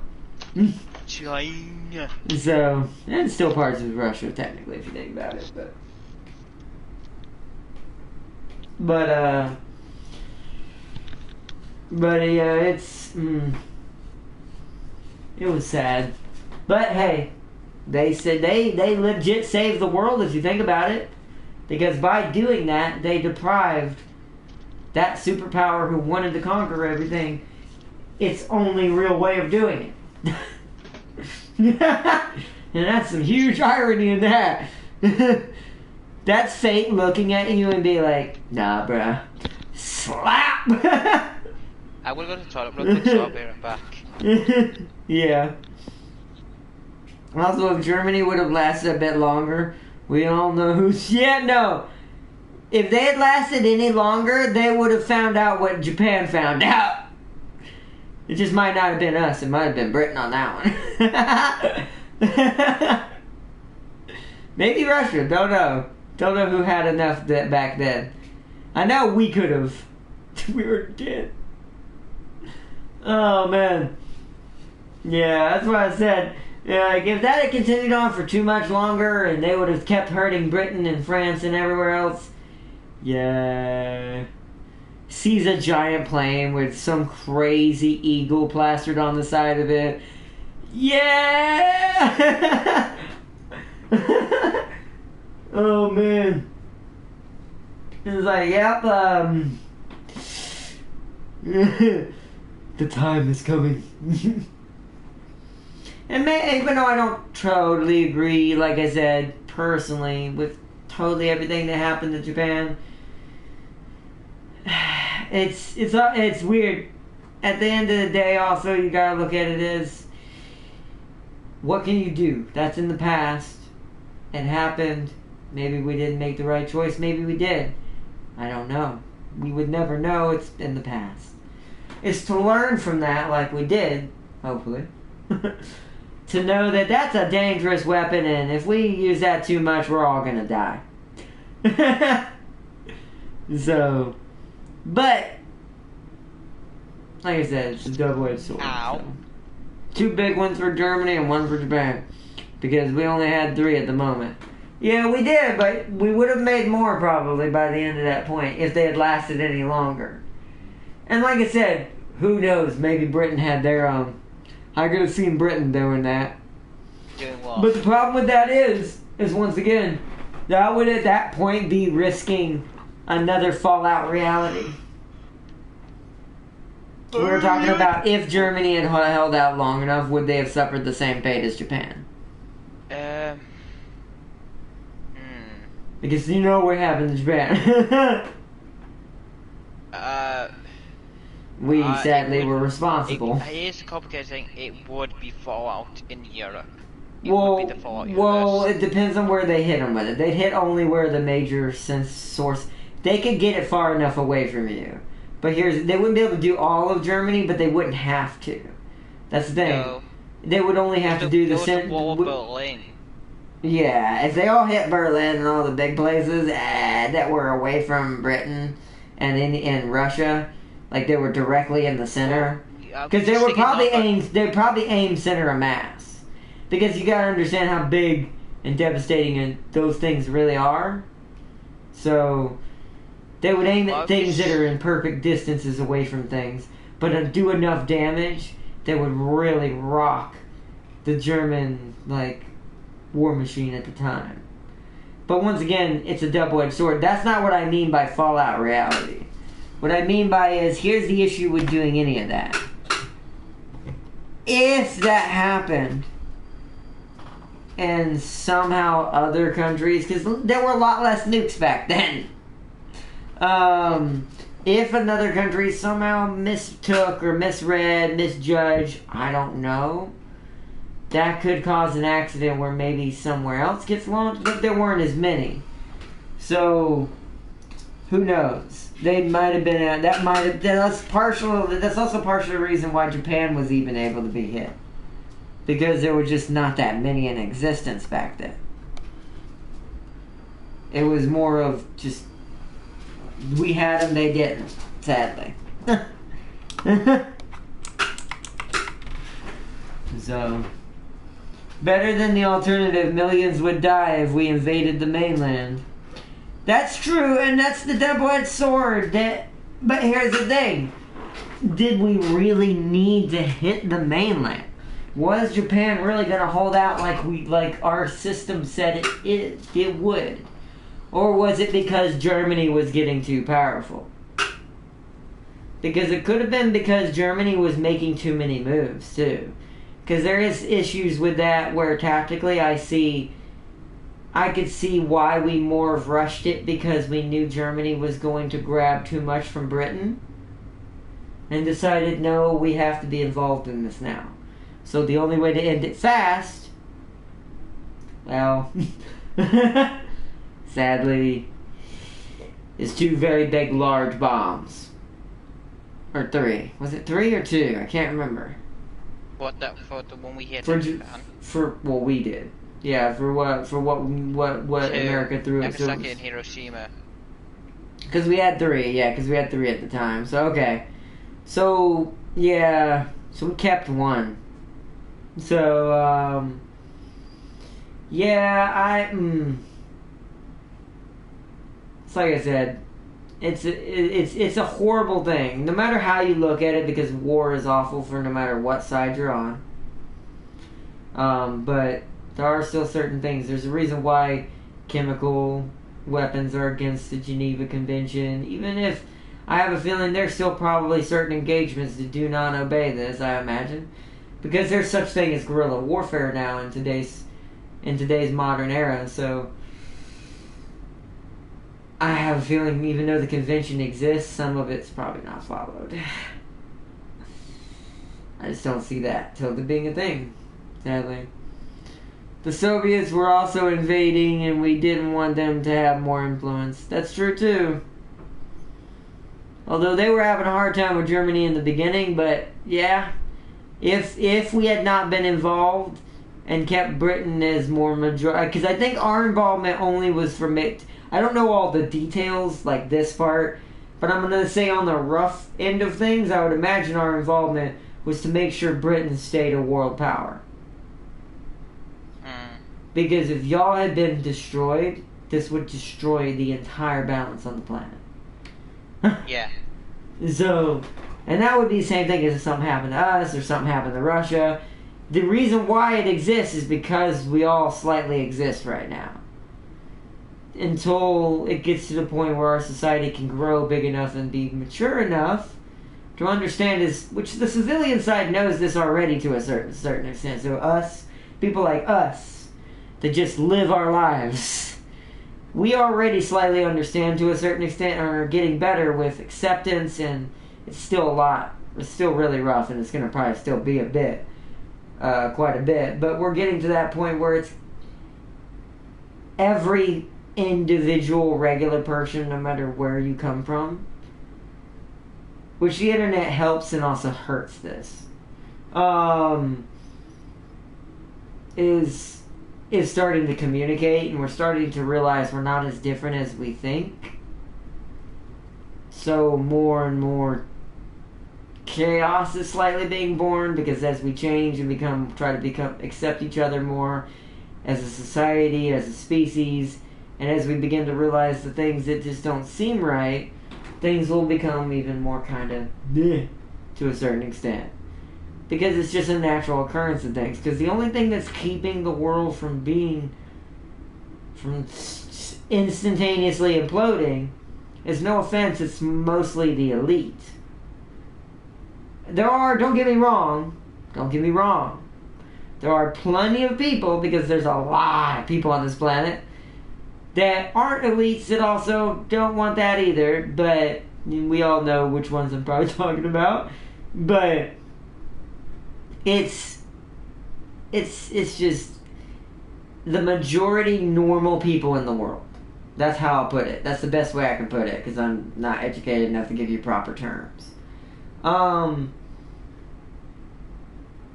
The majority normal people in the world are starting to realize our lives kind of suck genuinely together, so maybe we should do something together to, make it better. So, let's see, Germany declared war on us after Pearl Harbor. Yep. Well, was it us? Wait. That's something I'm trying to figure out. That's the part I don't know, even as an American, which sadly I should probably know this.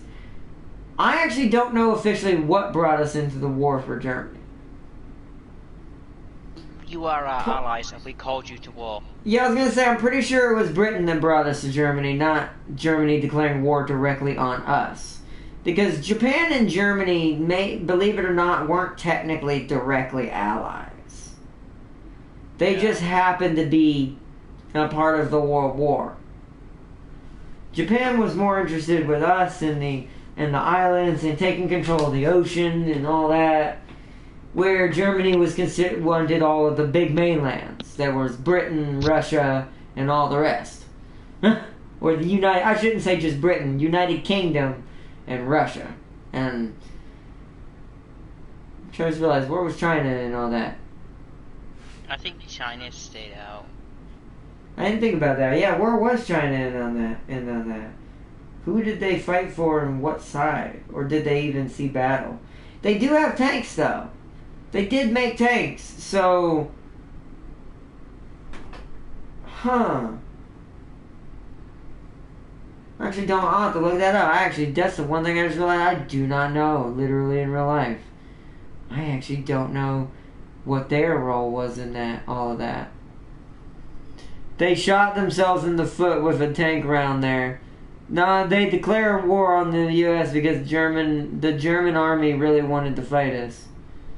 Yeah, but we ignored the fluff at the beginning because we were dealing with Japan. We wouldn't be able to fight both. That's kind of why I think the direct involvement of us came from Britain being involved and Britain probably asking us, and then us realizing Germany is pushing them, because we're probably at that time, Britain and US side, or UK and the US side, were probably in constant communication, since we were the only major allies at each other's back at that point, besides Russia. I assume that we knew at all times what was happening intel-wise. And maybe we probably had forces over there, but the major landing I don't think happened. I'm trying to remember when did actually. I need to get my years straight. James, do you know by all chance when Normandy happened? Directly versus, like Normandy versus us dropping the nukes.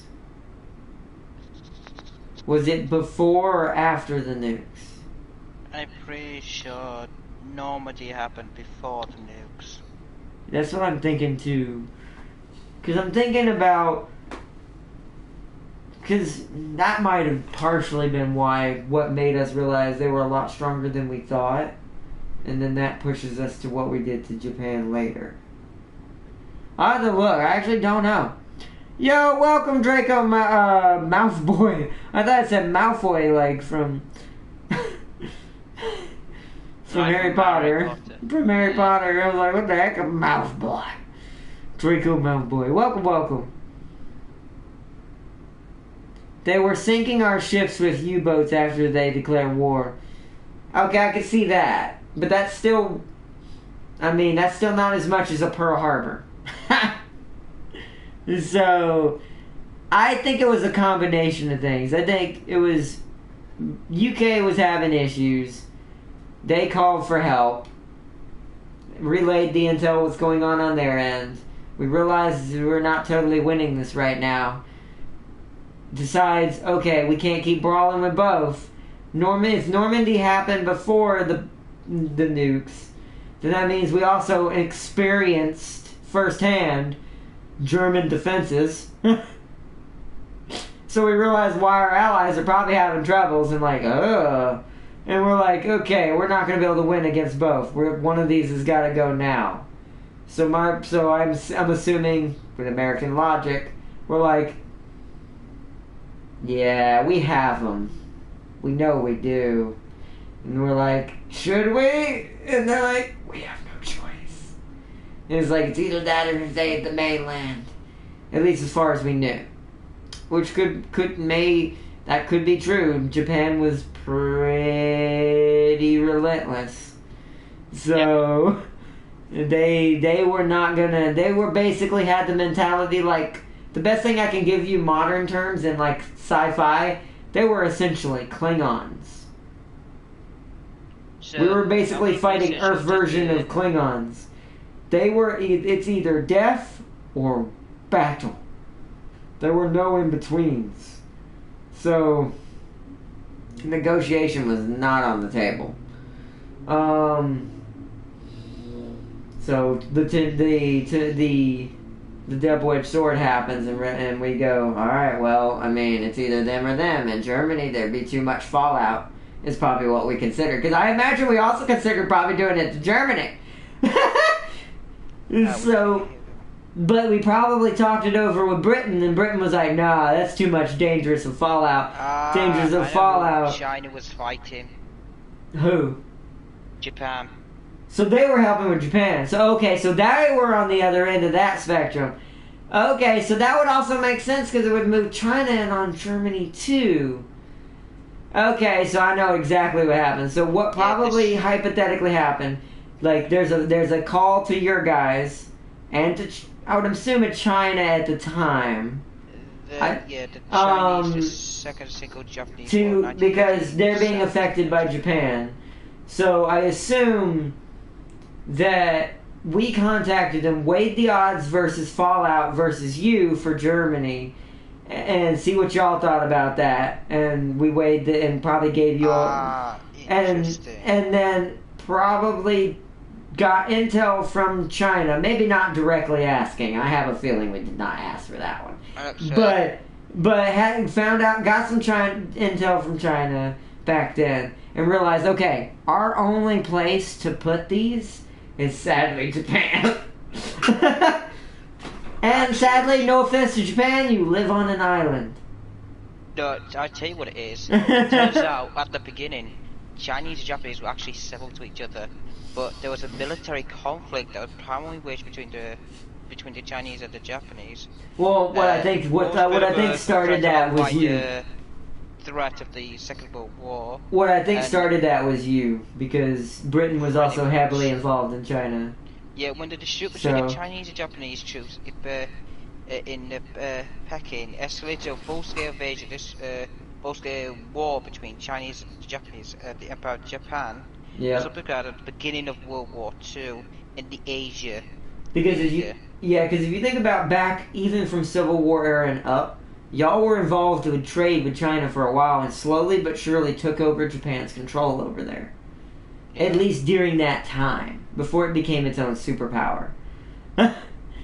And then, as time moved on, I imagine as both of you got bigger both of you kept competing for China's new manufacturing giant powers that it grabbed and became, and y'all moved in somewhere Japan didn't like. Japan told China, hey, stop making deals with Britain, or we'll or whatever. I don't know. Who knows?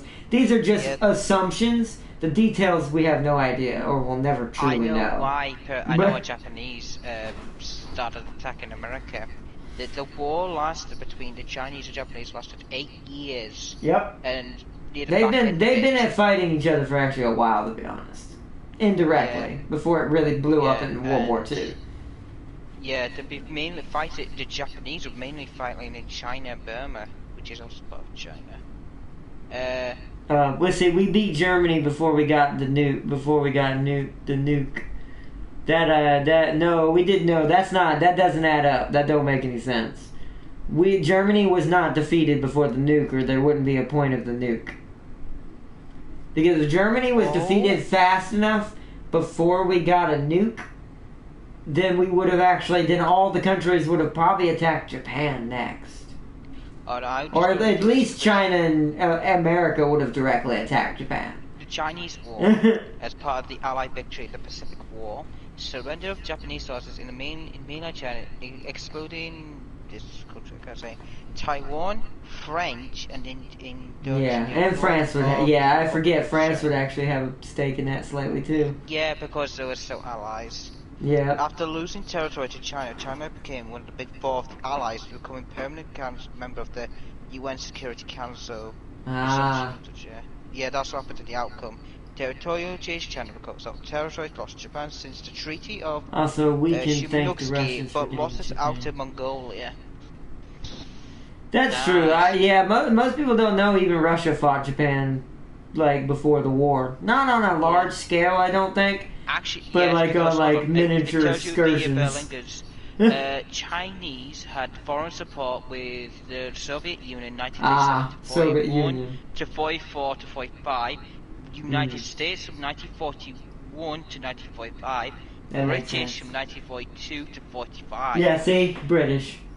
And the Japanese had collaborative support from Nanjing, Manchukuo, Menjiang, provisional governments, which is reform government. Basically the ones that Japan had under their control. Yeah. Yeah, it tells you all commanders and leaders' strength. But that's pretty cool. Holy shit! No wonder they lost. Well, I mean, it's kind of it's kind of, and I know this is a weird thing to chalk it up to, and this is the safest way to put it. It's kind of a fate thing. It's several smaller superpowers picked fights with larger ones. The only real large one was Germany. Japan's big, but it ain't that big.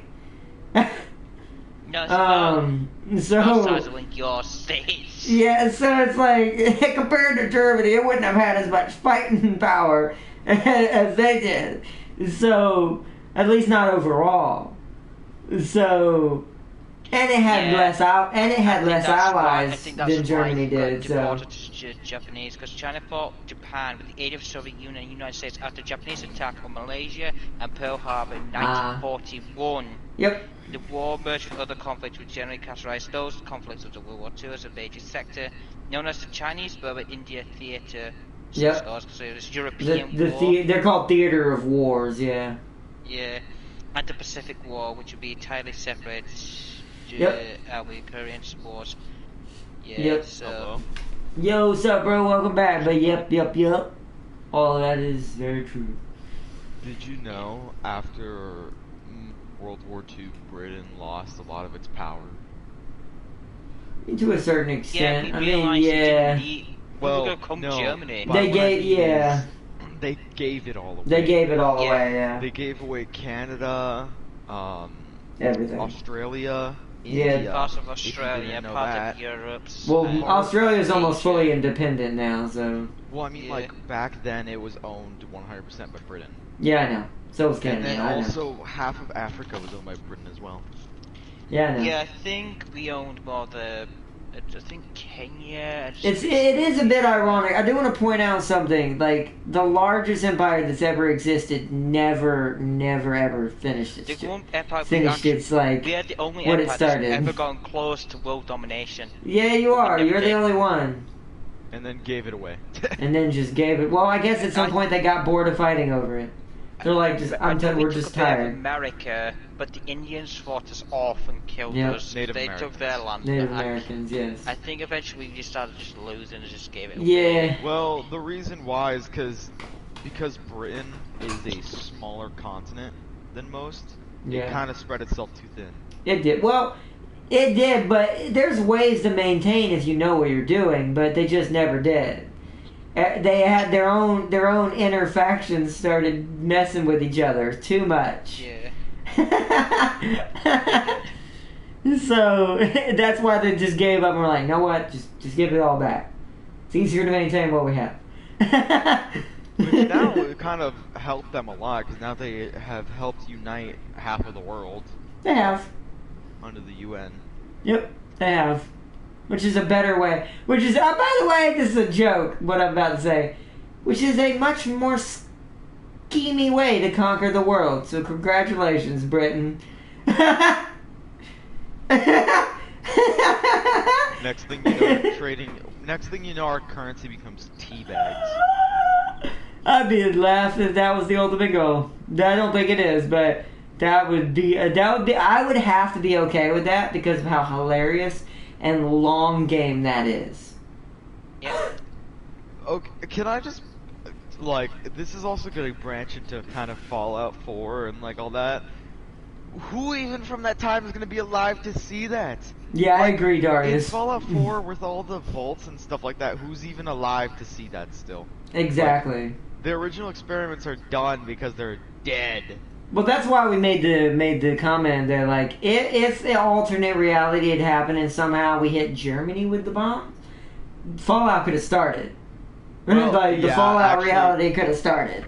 Possibly, because that would also piss Britain off. Yeah. Well, which is why I was telling James, I have a feeling there was a discussion there. I have a feeling there was a brief talk between the leaders between the UK, aka Britain at the time, and the US saying, hey, we have these things that could make things go boom. Do you want to try this? And we explained the bare minimum, because, you know, tactics and They were like, national security and all. I assume the conversation went like this. Bomb Germany, they're gone. Okay, but wouldn't we get hit by it? I mean, a little bit. It's like, looks at their chart, looks at their chart without saying too much, kinda. It's like, no, small Japan. island first. Yeah, no, Small no, island. Britain goes, no, Japan. China's fighting them anyways, and it's like, yeah, alright, fine.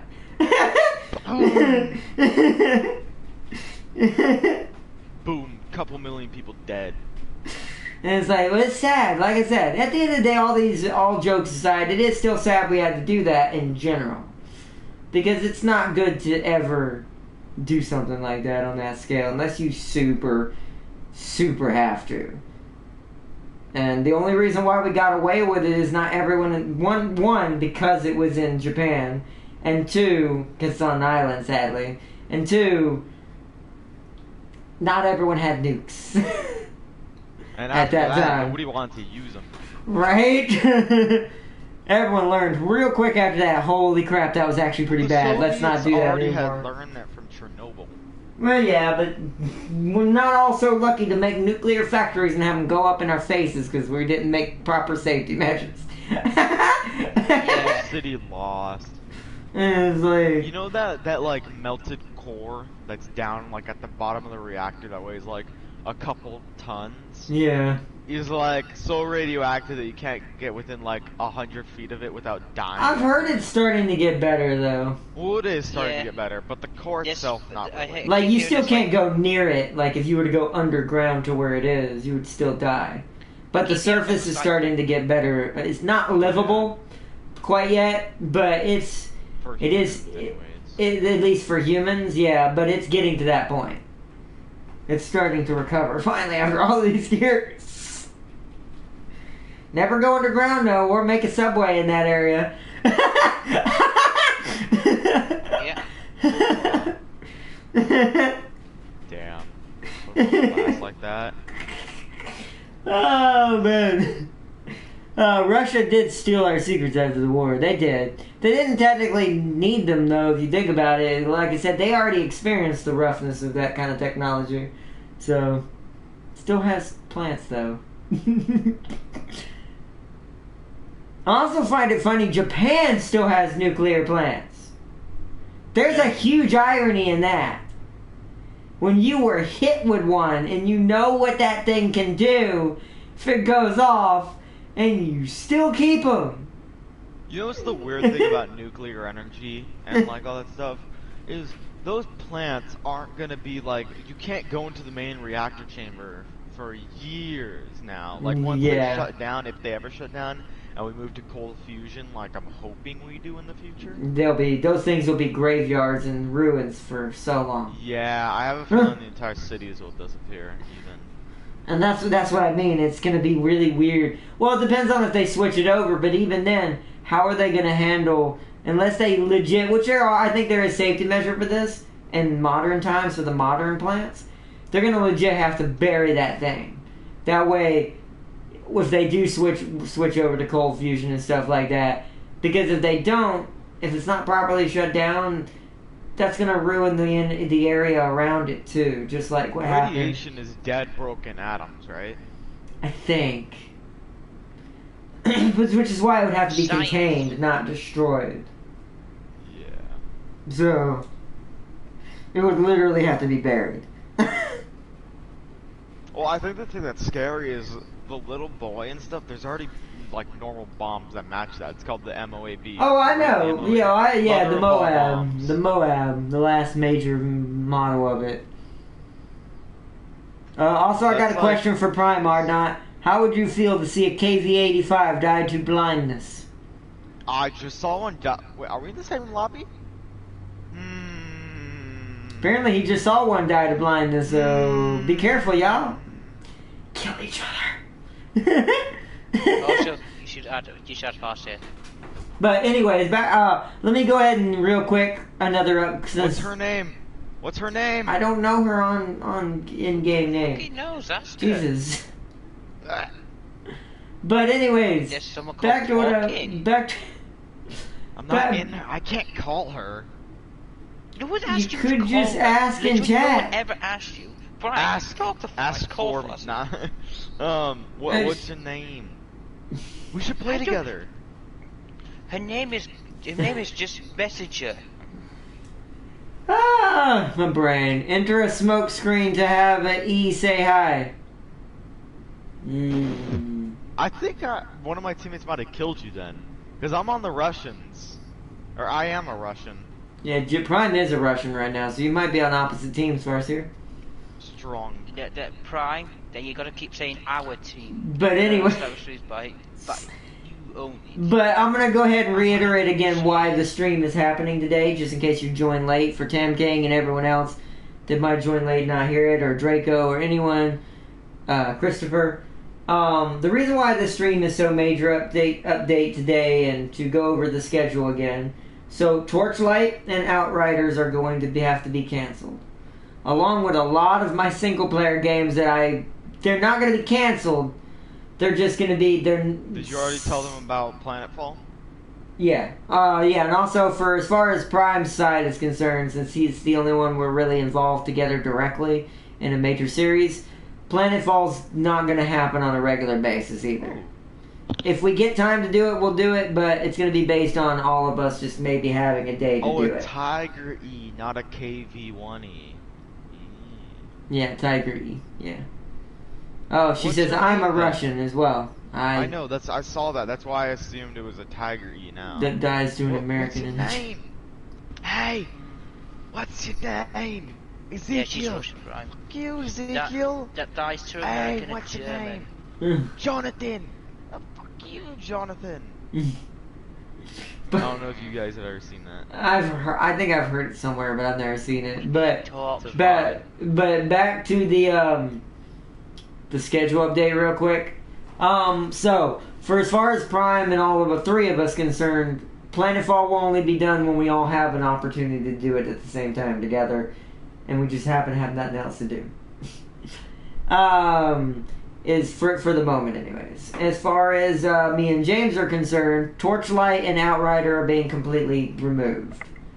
Because we won't have time to do them and the ones that need to be focused, like God Eater, and the other ones we will be bringing in at some point, like Dungeons and Dragons, once it works. I heard it's having problems, but I haven't got to test it or see it myself yet. Oh yeah, so I don't know. What about Dark? No. That's what I just said. Dungeons and Dragons. You realize it's called Dungeons and Dragons: Dark Alliance. Nope. But for James's purpose, Dark Alliance, because he doesn't seem to understand Dungeons and Dragons, that'll be something we need to check out, me and James, first before we try it, because we're not really sure on that one. I may have, since he's going to pick it up anyways, I may have James see if he's having any issues with it when he picks it up this week, because he's going to get it before me for that one, whereas I had Scarlet Nexus before him. So I'm going to have him test that out and see if we're... Because worst case scenario, I mean, he can still drop kick it. It can be his series. I'll let him have that one. He can just drop kick dwarves all day as his dwarf. Not drop kick dwarves, drop kick orcs as dwarves all day. No, I can't drop kick myself. That's impossible. I mean, but nothing's impossible. I mean, nothing's impossible. I'll just have to find you another timeline variant of yourself. But then if you just introduce it to us, it's like, let's go kick Gringor. Agreed. Yeah, I was gonna say, in 1v1s, you can't really go off of that, Darius. 1v1s, it's all luck of the draw that who gets the drop on the other person first. That's really all it is in 1v1s. But in actual team battle, it's all about how good you contribute to your team, and they help you, and everything. All of it. But yeah, back to what I was saying. That's gonna, so Outriders and Torchlight are gonna be canceled. Single player wise, indie games are now gonna be only when I don't have time to do some of the bigger games that I want to focus on here and there, which I'm going to narrow down to Nier Automata, Horizon Zero Dawn, and Scarlet Nexus only. Because these are the ones I want to focus on right now, single player wise anyways. And they're the ones I'm interested in kind of playing the most right now. And indie game wise, those will be put on the days where those big games cannot be done at all, or I can't get a good episode out that's going to be super lengthy. So that's how that's going to behave. So, and some of the indie games I may have to cut out depending on how many there are, because we have too many, and I put too many up there. Because we have, I could name off a few. Star Renegade, Starbase Startopia. Anybody remember that Crosscode? That top-down dot hack style game I was playing. I didn't finish. Forgot about it. That I was making all the ball jokes in because one of the my literal power is Ballmancer. But there's that game. There's technically still Space Crew, ironically enough. There's also, which I think I'm going to call this one. This one for sure is going to get canceled because I think we've done enough as far as what that style of game can do. Little Big Workshop is going to be temporarily removed as well. Because unless I just feel like playing that one's kind of gone as far as it's going to go with me as far as streaming is concerned. What about Crossout? Crossout may have to be our other one because I don't know if I can help you maintain Warframe right now. Because remember our other Saturday one, James, is Warframe, right? Yeah. Crossout may have to become the other one, unless you'd rather do World of Warships. But that's not really required, and I'm not going to be just showing off much in World of Warships very, very often anyways. Because the only thing I'm earning right now is my 2 American battleships I'm going for, and all the German carriers. Almost at tier 7 already. But let's see. Says the person who used a T-72 in a match against Warlock. Hey, you chill. It's okay. It's okay, Darius and Farseer. Like I said, 1v1s don't matter. Even if you have an OP tank, I mean, an M8 killed the next M1. Actually, no, that's not the way the team works. Crusader was the bait. Due to bad judgment, I know I'm not. Teammate killed it. Hey, you. I know I might have kind of cheated using that tank, but that leopard one is scary when you don't know where it's... No, I agree with Farseer on that, Darius. No offense. In her defense, a leopard one can easily kill a T-72 if it does not spot it. So, leopard ones can kill anything. Once you get to the leopard in the Germans and MBT, you are set. You can kill anything as long as you're good. They can kill you, but you can also kill them pretty good. So I think same goes to the Conqueror as well. Once you get that, that's just massively amazing. Well, there's probably a point in that for every faction that once you get beyond this point in this tech tree, it's going to be pretty smooth sailing from there. But yeah, schedule-wise, so that, thank you for telling me that then, James. So James is going to continue his Warframe side of things to keep that up and running.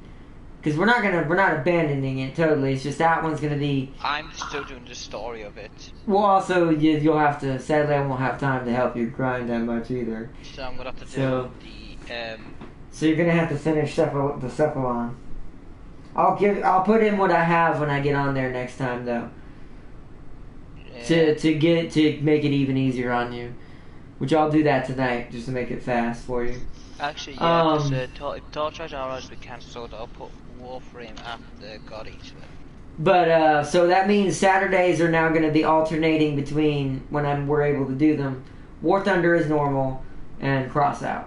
Because I want to get back into Crossout. James got me back into that, and it's going to... I need games that I can kind of just play for right now for you guys that sadly aren't going to, like, tear me away from my IRL too much.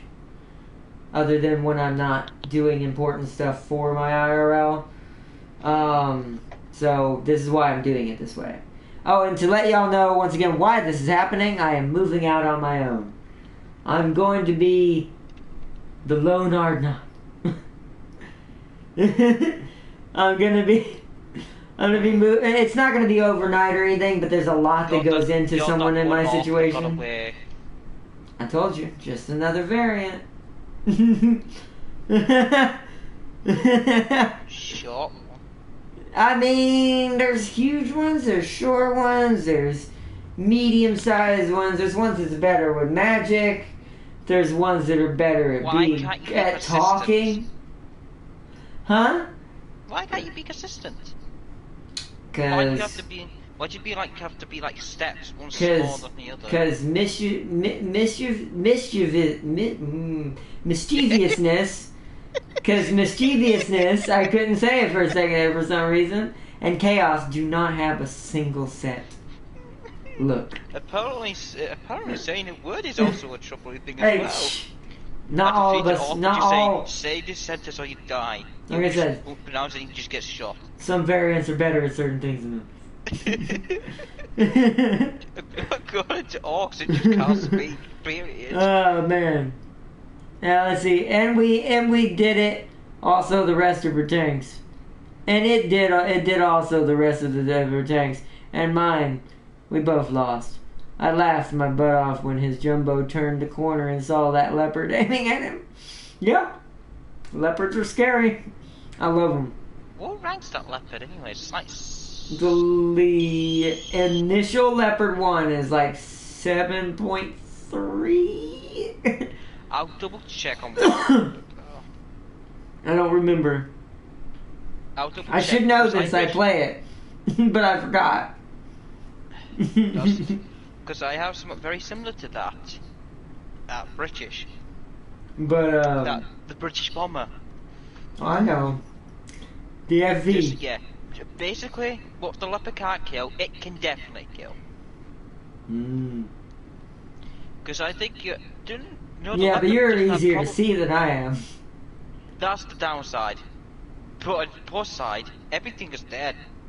What the leopard can't kill, just pull down on us up and like, why are you here? I was just finishing your job, man. Also, Arden, I got bad news. There's another Iron Blood ship that looked like Eugene, but older. At this point, Hipper's adopted. Damn it. I mean, Also, I mean, it could be that her family's branching out because Queen Elizabeth's character looks kind of like a baby hipper. It's weird. Yeah, no, and I explained this. It's to do with the history of our queen. She's not Because she's part British, German. She's German. Because she's German. She was born and raised in Germany. Yeah. To take over England. So, irony in that is hilarious. so even Queen Elizabeth is slightly related to Hipper. I think her family just branched out everywhere is what it was. But who, do you know the name of it, Farseer? What is it? I must know. It would probably be the German I must do ship research. Leopard 1, 7.3. James, I'm surprised you missed that. Ah? I said, tell me the name of this new ship, Farseer. I must do research. No. No. Stay back, sir. Stay back. I found out what your leopard is. What is it? J first variant, 7.3. So I was right, 7.3. So I guess Swingfire at that point. Amen. Hey, James, I won't say the whole. I'll bleep it out in my own way. It's irrelevant. Wow, you're definitely dying to it. I'm gonna shove that gun and say, take it back. No, you get it. I said I'm gonna do research, and you're like, but now I'm. I don't know. Don't show him the picture. Show me it. Not gonna. I don't know, but I can show you a picture. All right, send it to me on Discord, on the just a normal. It's his call chat. No, in the direct message. Unless it's a normal picture, then I guess it wouldn't be that bad. But I don't trust Azure Lane, to be honest. I don't. Send it to me as well. I'll send it in meme form. Okay, that's fine. I don't trust this. Meme form is different. Usually it's not that bad. It's just memes. Memes! Apparently I'm banned from making memes. Only certain ones. Yeah, apparently my dark humor can get a bit out of hand very quick. Well, it depends on when you use it. There's a time and place for it. Depends when you use it, that's what she said. It's like every girl in my life. Exactly, it's a time and place for it, James. There's always a time and a place. But she says she don't want it, she really does. Oh my god. Send it. Alright, I'll check it out right now. But yeah, back to the main thing at hand. The reason why everything's changing in my life on my channel is because I'm moving out. I need to get my own independence. I need to start focusing on me, which I don't do enough. This is not new. I mean, there's a lot of YouTube. I totally agree. I totally agree with that. I don't. I really don't. I know it sounds selfish, and I don't mean it to sound that way if it did. But I legit have put everything else in my life before me. Actually, so here's a good reputation. Here's a reference to Coven. He's Yakima. No, I don't mean like that. Sometimes I don't even mean in a good way necessarily. Like I said, this is why I resonate with the character on my shirt more now, because it's all been on me why I've been in this position this long. I've ignored everything that's been put in front of me that's made me realize you should be doing this, you should do this, you need your own this, you did the boo-boo-boo-boo. Just, it's all on me at the end of the day. That's why I don't mean that to sound selfish, and this isn't the first type of video you've probably heard like this. There are other YouTubers who've gone through this, but in my case it's more because it's not because I'm stressed out because of YouTube. I'm not. It's not YouTube. Not in this case. And this is to each his own. Sometimes I wonder if that's actually totally if other YouTubers who do videos about this can really blame totally YouTube as well, when it's also on us as a person at the end of the day. I need to check this code. At the end of the day, too. I'm on the wrong thing. 1 second. What did I do? Why did I do that? I need to know this, Saucy. Hold on, I went to the wrong place entirely. For some reason, I did not bring up Discord. I accidentally What hit did you edit on my bring vid. I accidentally hit edit on my video for some reason. Why? Why? I don't know. Could I have it, please? No, okay. I'm glad you did that, Darius. Okay, one of these makes it a little bit Not Prime friendly. Yeah, exactly. So, tease until they drive you crazy. The seductive one with godly armpits. The drunk Russian cousin. The succubus mother who makes you her plaything. Oh no. Is that the new one? Oh no. You know I had to do it to Shiki Khan. And then definitely adopted. That's rude. She actually might be, now that I'm seeing the whole family is silver hair and she's blonde. Hipper actually might be adopted. Don't do like that. Definitely adopted. Oh, that's messed up.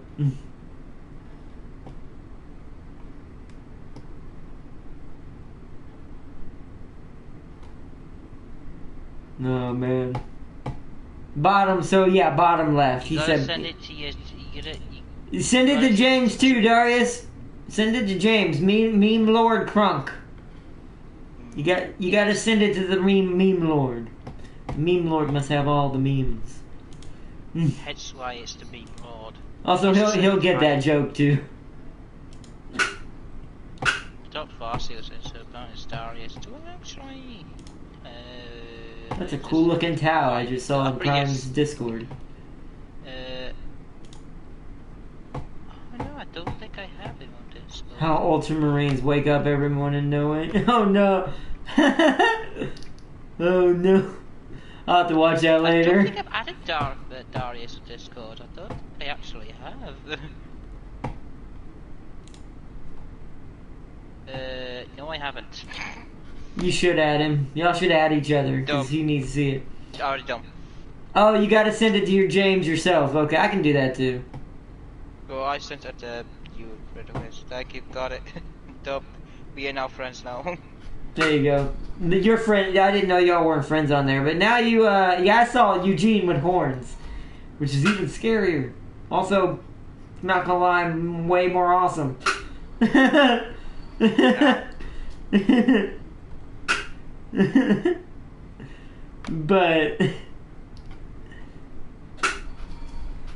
I saw that.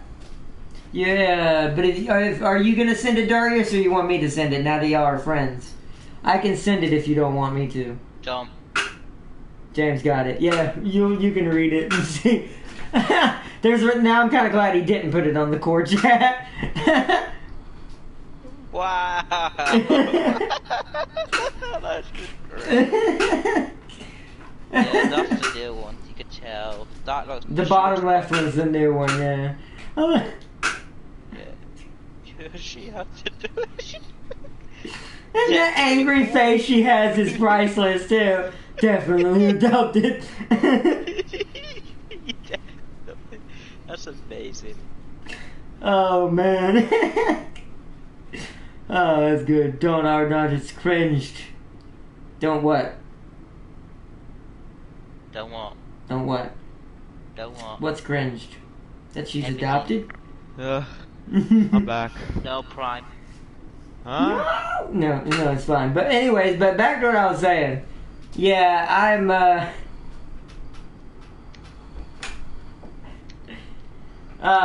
gonna be moving out on my own, so that's why everything's gonna go topsy-turvy if you're just now joining. As we talk about literally everything tonight. Except the actual subject. No, I'm hinting at it. There's no point in it being front of the thing. I've said it several times throughout the thing. Yeah. The Space Marines dancers. Oh, the Space Marine dance is mega cringe. I mean, I figured it would be. That's the part of the beauty of cringe. It's hilarious to look at.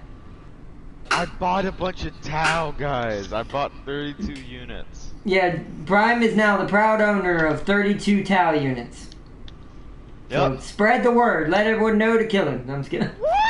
Wait, what? No What? one cares. Just ignore him and he'll go away. I have 6 EVA battle Again, suits. no one cares. Move I on. mean, I care. I like the battle suits. I have. You should do a vlog. By the Oh, way, I hope you know. Why don't God. you do a vlog on PlayStation and show them off one day? You know you have that option on Share Factory, right? Yeah, I know, or not. You know, I was the one who showed you that option. Yeah, I know. I forgot to do it when I debuted I Tiny think Tina that he's night. scared because he's hiding something But, else. And only showing you it. I Right, have Brian, you 10 dirty boy. fire guys. I forget what their name is, but the basic fire units. Oh god. Fire Warriors. Yeah, there we go. Firefighters. I have 16 drones. Yeah, that's Darius a lot of says, "Hey, I only work to please the people." Exactly, Darius. Bruh. So why you not a stripper? And then one I don't think he pleases them in that Emerald kind of unit way. and one DBS Hey, tactical Pat. support unit. Pleasing is pleasing. It's different types. I mean, I'm pleased about how MCU is doing. I'm pleased about all the cool things being made other than video games right now. I feel like video games are in a rut right now. Happy how, here's the weird thing. Y'all are This makes pleased total and sense to happy. me. I'm kind of happy how the I mean, I am Fast and now. Furious franchise Now that I is know what's doing. happening, I am excited. Like I said, I have a very much new outlook on things now. I'm ready. See, it's interesting. Your favorite franchise is Marvel, and obviously the old essays. Well, it's My I Fast have and many, Furious but- franchise. For me, That's I love it. Hey, I like it. You leave it alone. There's But plenty anyway. of things I could say. Well, James, I Ups think and both downs. of y'all sucks. Warhammer's the best. I think It's everyone not can the agree best, but it's Warhammer good. is amazing, but not the best. It is the best. It's best It's as not far the as a best. game, and as far as tabletop, yeah, Nah. 100%. Everything is the But best. not all their movies and everything do good in games. Astartes did good. That Astartes show, movie thing, animated thing. That was fan-made. That's why it did good. But it But wasn't. they hired the guy, and they're gonna But they use did him in the hire him. movie. Yeah, that's what I'm saying. So, but that's why that's going to be good. But most of the time they don't. That's a lot of hit or miss. So I wouldn't say it's the best. Ah, it's The best. lore itself good. Hey, do I have to remind you about Marvel's Avengers? Huh?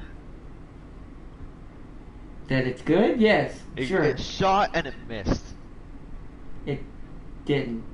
It did. It had way too many problems in the beginning. It didn't.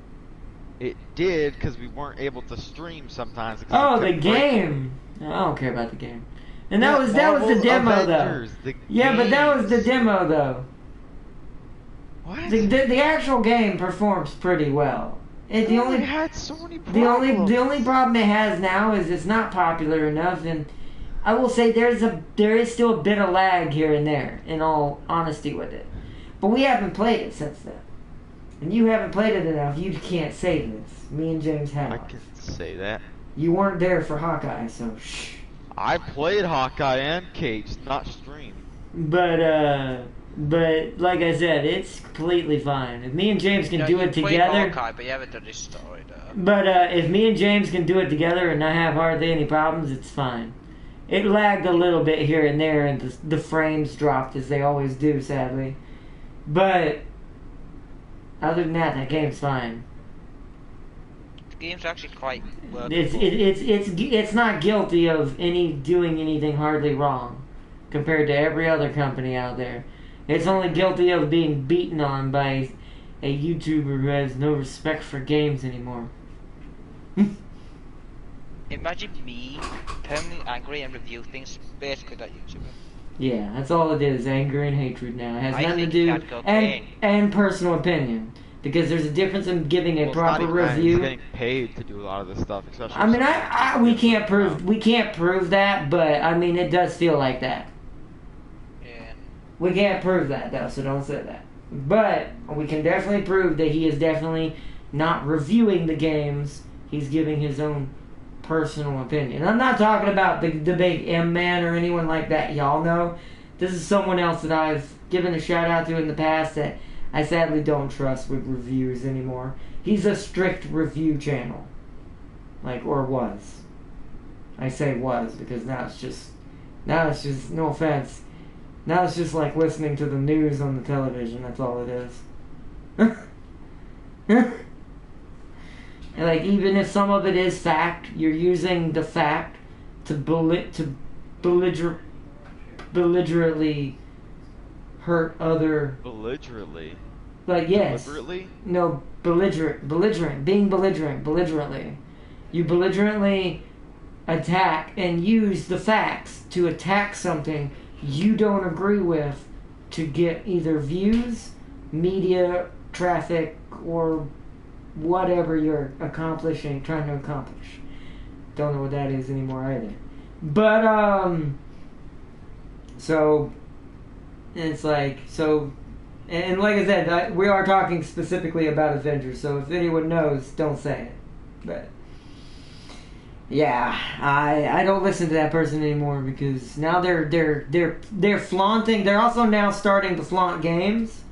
And this is the last thing I'll say. No offense, that are trashy games. Games that literally take advantage of people. The thing that this person says Avengers is doing.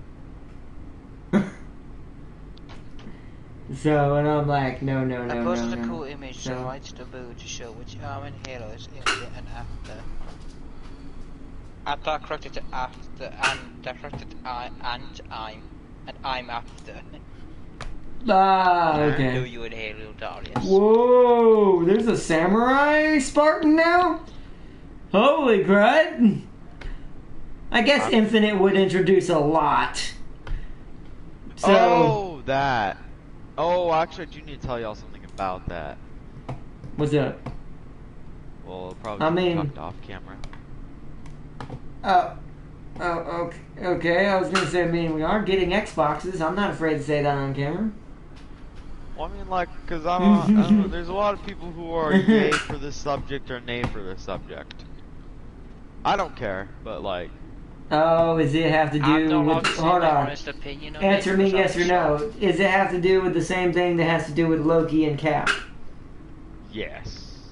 Well, never mind, we'll wait. Yes. Yeah, Cap no, and, we can't discuss that. Star-Lord. I mean, we could, but that would be too... That's not a discussion for this stream. We can have a neutral opinion on it if we do discuss it. Yeah, but it's still... That's something you talk about. That's not something you... When you bring something like that up, that's like trying to bring up politics. When you bring up something like that, you have to discuss it in length to show you're just talking. It has nothing to do with anything else, or you're not trying to push an agenda or all that. Because people can take things the wrong way if you're not specific, which is what a lot of people should do, is be specific. That's why I don't talk about religion, politics, and certain things like that on the channel. And other things that are going on, unless it's important and needs to be discussed. It's better that way. Because this channel is more of a Let's Play channel and about just giving everyone, no matter where you come from, a place to just chill. So, which is what it's going to go back to be. Good. So, because I don't need it to be anything else right for me. I thought I did at first, but then I realized, I'm just making it worse on myself. So, it's like I said, so that's why I don't discuss stuff like that unless everyone wants to talk about it. And if it is discussed, it's usually only going to be about that, and it's going to be very neutral based, and everyone will have to be very careful on how they talk about it, because no matter what that subject is, because everyone has to be considered. So neutral is the best way usually. Let's see. Halo Infinite is coming to PC and multiplayer is free, and I agree. I'll grapple hook energy sword and a million noobs to get that armor. What did you just say? Did you just say a grapple hook energy sword? Are they copying Titanfall? I want that. That sounds brilliant. I think they're copying Titanfall.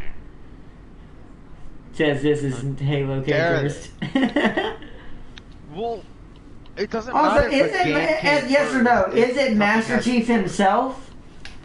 I think so. Yeah. All right. I mean, well, like I said, we're not going to talk about it, but I do. Once again, there's no establishment of it, so it is a gray area. Wait, are you talking about the thing that I was talking about? Oh, I Yes. have no clue. I thought you were asking something. I thought you were saying the game is okay. about Master Chief. No, I was saying, is the thing you mentioned Master Chief himself? Oh, I have no clue on that topic. Because really, to be honest, unless it's the Chief himself, does it matter? I don't think it is. Then it shouldn't matter. It should be fine. I'm fine with it if that's the case. If that's the case, I'm fine with that. I mean, even if it had been Chief, there is, in my own neutral logic, there is some legitimacy behind that. Because if they are basically clones, they're not going to have the same upbringing and raising as a normal, like, any human would have. Like, they're going to be completely separated. They're going to live their own life no matter what. So, especially after what Chief has been through. But, yeah, if that's the case, then there's no reason to worry about it anyways. It's completely fine then. More power to it. Like I said, it's okay. I'm okay with all of that. I'm just... If it's done, remember what I said. I'm going to give y'all my new saying I created. I used on Prime about something we were talking about a while back. It's not what you do. It's how you do it. That's not your saying. I've heard that before. It is my thing. Nope. I wrote it down. No worry. Unless you're me, then it's totally the opposite. It's not how you do it, it's just what you do it. Blowing up. Screw Energy Sword, it's hammer time. Yeah, I know there's a hammer. James would play that if he was playing Halo. He'd be a hammer. There was a gun that would shoot hammers, I'd do it. It's just a straight hammer. It's a big ass energy hammer. How big we're talking? Big. How big is big? Unless there's another model, it's big enough that that Master Chief himself, it's as big as his body or bigger. So it's the size of a human. Not big enough. No, James. Master Chief is double the size of a I was human. gonna say, James, Master Chief is almost 10 feet tall. He's a space marine, James. Not big enough. We need it bigger. And the hammer is You're as not big that as tall him. either. And the hammer is as big as him because it's wielded by giant apes bigger than him. Still not big enough. I think you're just saying that. I think if you saw it, you'd instantly fall in love and play a hammer the whole time if you could get it. If this is the problem. If. Well, you can get it. I just don't think it's a custom. Unless I'm wrong about this, Darius would have to let me know. Unless it's you can put it into a class now. You have to find it on the map, just like you always have. Boo. But they're usually easy. If you know where the maps, you can just go there straight isn't that before giant anybody. hammer that's wielded by the brutes. Yeah, the gravity hammer. It's called the gravity hammer. What? Imagine that a dude grappling to you with a gravity hammer. Ooh. See, that's what I'm saying. Me and James would be an utter devastation. You just Roger. Why is it there's a hammer called gravity hammer? Does it?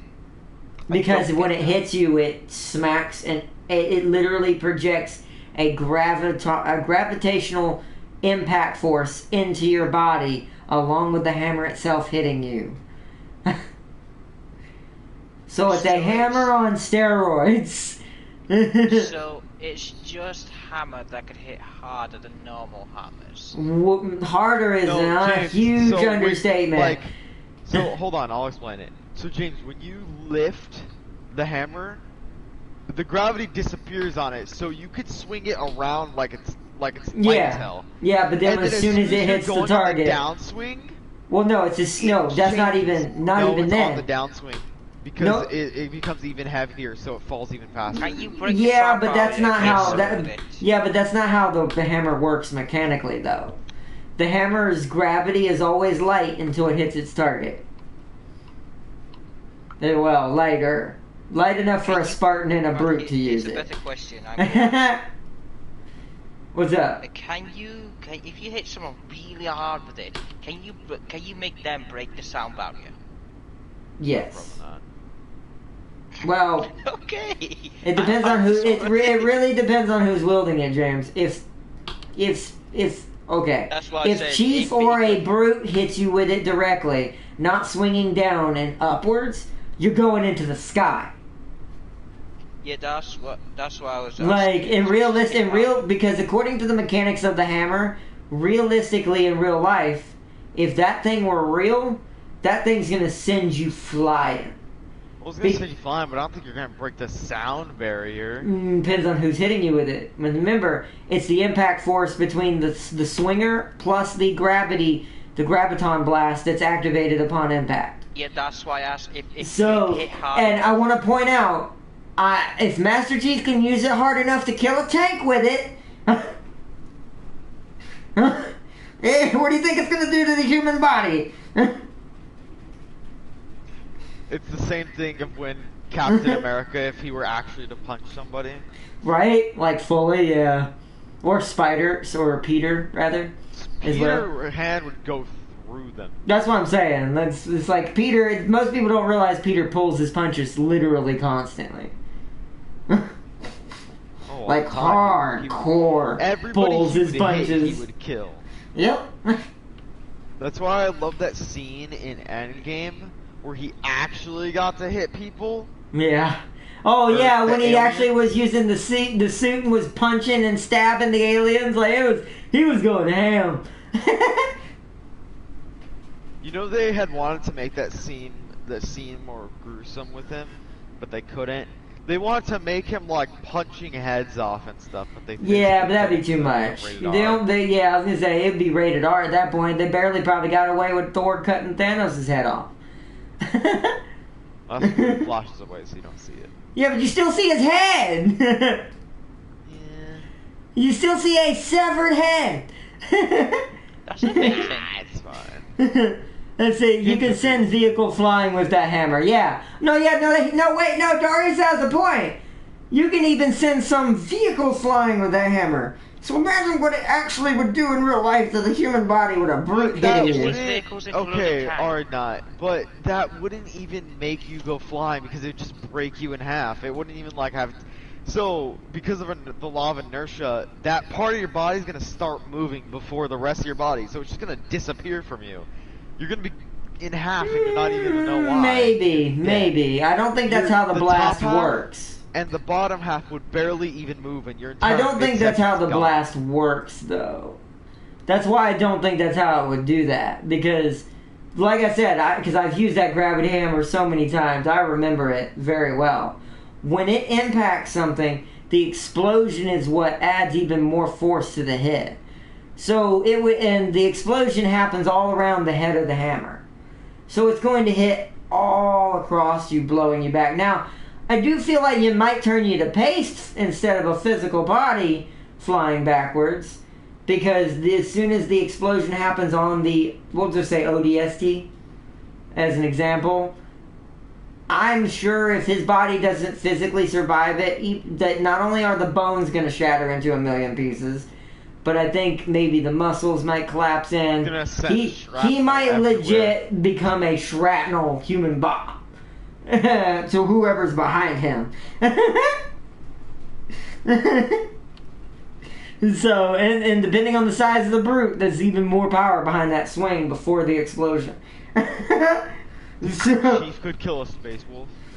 Probably. I think Chief could kill any space marine if he put his mind to it and had the right equipment. But he'd have to... Not a psyker. Well, yeah, not a psyker. They just blow up his mind, but... And also, I think they would only be able to kill him, or he would only be able to kill them if they were going hand to hand. I don't think he could kill him in a firefight just because. Well, no. Once again, no. He wouldn't beat him in a hand to hand either, Prime. He would need updated equipment. This is why I said it's not just Chief. He would need some sort of proper energy weapon that can pierce the armor of the Space Marine. Without it, he ain't gonna beat that Space Marine's armor. He probably, even with Mjolnir armor strength, I don't think he's even going to put a dent in Space Marine armor. I don't know. At least physically. He would have to have a weapon. They're both out of their suits. Eh? How about now? I actually don't know. Well, since we've never truly seen what... We're just going to call him John. Because I think that was his original name. We've never seen him outside the suit, so we don't know. Or at least I haven't. So I couldn't tell you if... Because you remember, Space Marine is still Space Marine outside of that suit. They are still an enhanced superhuman being. Which I guess maybe so is he? But we'd have to know... We would have to know what type of level enhancements Chief has. If it's on Captain America's level of enhancements, then yes. He could probably beat that Space Marine in hand-to-hand combat, because he's going to weigh less, but still hit as hard. If he's more like Cap. So... That's if, though. There's a lot of ifs. Have you tried German CVs yet? My Parsifal just did 207,000 damage with 6 kills. She is the strongest CV. Yeah, I think she is too, Bacon. I don't have her yet, but I'm on my way there. I'm very close to getting the tier 7. I'm at tier 5 right now, the Wesser. But I do love the German CVs. We have to start over with mine. Don't forget, some hammers are more powerful than others. Are not. It depends on the Marine. And I'm about to show you something very interesting. Oh, you are? Also, thank you for the follow, Sub-0910910. And one other follower. It didn't show me the other one. Thank you, thank you. What are you about to show me, Parseer? What's going on? Yeah, I guess it does depend on the Marine, too. Some Marines are skinnier and smaller than others. And faster. So... I have a hard time. I think, you know... Everybody always says Space Wolves are like grunts, but you know, they beat the hell out of the Grey Knights, so... I think if anyone was going to beat Chief in a hand-to-hand combat, it's going to be a Space Wolf. Oh, well, outside sure, of his armor. I mean, like, I think it might be, like, if he does, it would be like literally the rookie Space Wolf that he would only be able to beat. He'd probably be able to beat Salamanders pretty easily. I don't know. Once again, if they don't have their suits, they're overrated slightly. Because then it's just literally strength versus strength. And skill versus skill. There's no weapons. Space Wolves are like really freaking elite, even though they're not that elite. Yeah, but we're talking about the most elite Spartan in all of existence who's lived longer than any other Spartan ever in his own universe. Every one of the other ones basically died. Some Marines have been alive for thousands of years, though. We don't know how old he is at this point. I don't think he's thousands of years by any means, but I'm pretty sure he is older than we think. It's probably like 100 at most. But are not a depend. Oh, no, I already read that. But are you sending something to Discord, Farseer? Let me know if you sent something. But it depends. Because Space Wolves, even though they're like have a kind of a trash name of being like the Marines of their group and kind of just going in and dying the most, that's not true at all. Arena is so exhausting in WoW. Already placed top 1% in the first 3 seasons. Nice! Oh, you were trying to get the Missouri. That's what you were trying to do. You're going for the Missouri. See, I have 2 other American battleships that I'm going for. One I'm gonna have to straight buy it. The other one's in the season pass. So that's not the German CVs. Them I'm gonna get on their own. Let's see. Darius said, "You can send vehicles flying with the hammer." Darius can't find the image. Show him the nightmare. Sure. Not even halfway to getting Missouri. Yeah. I realized the Missouri was a grind when I looked at it. I'm like, as much as I want it, the amount of grinding that would take to get versus the 2 American battleships I'm going to get now, one through buying, the other one through the season pass, I'd rather get those 2. And one's a tier 7 anyway, so it's fine. That's not the armor, that's how big he is. Oh, okay, hold on. I see that, Darius. That's big. Let me see.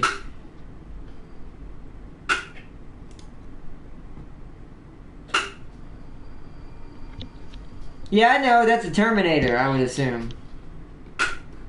Yeah, that is a Terminator. But the Marine inside... Oh, wait, hold on. That's a Space Wolf. Wait, is that Space Wolf? I don't know what that is. Either way, that is definitely a Terminator, but the Marines inside the Terminators are bigger. But I feel like if he didn't have his suit on, Chief would beat a Terminator easier. Because the Terminators are going to be... I mean, they're fast. But I feel like even without his armor, Chief is still going to be faster. And land more hits. Much credit to Chief, man. No. Chief is essentially Captain America. Just with a space battlesuit. Like, if you look at the things he's done in Halo, the things he's survived according to not just the armor, because if you think about it, as primitive as the Mjolnir armor is, or it's said to be, there's several times when Chief has literally fallen onto a planet he should have died. It's kind of like Rhodey. You see that on the regular. Yeah, and that's my point. But that's not the suit. Or at least not 100%, because I'll give you an example. Rhodey. The suit did not save him when he fell from that sky. So think about someone coming from the atmosphere. Literally traveling at who knows how freaking fast. Hits the surface at full speed. I'm okay.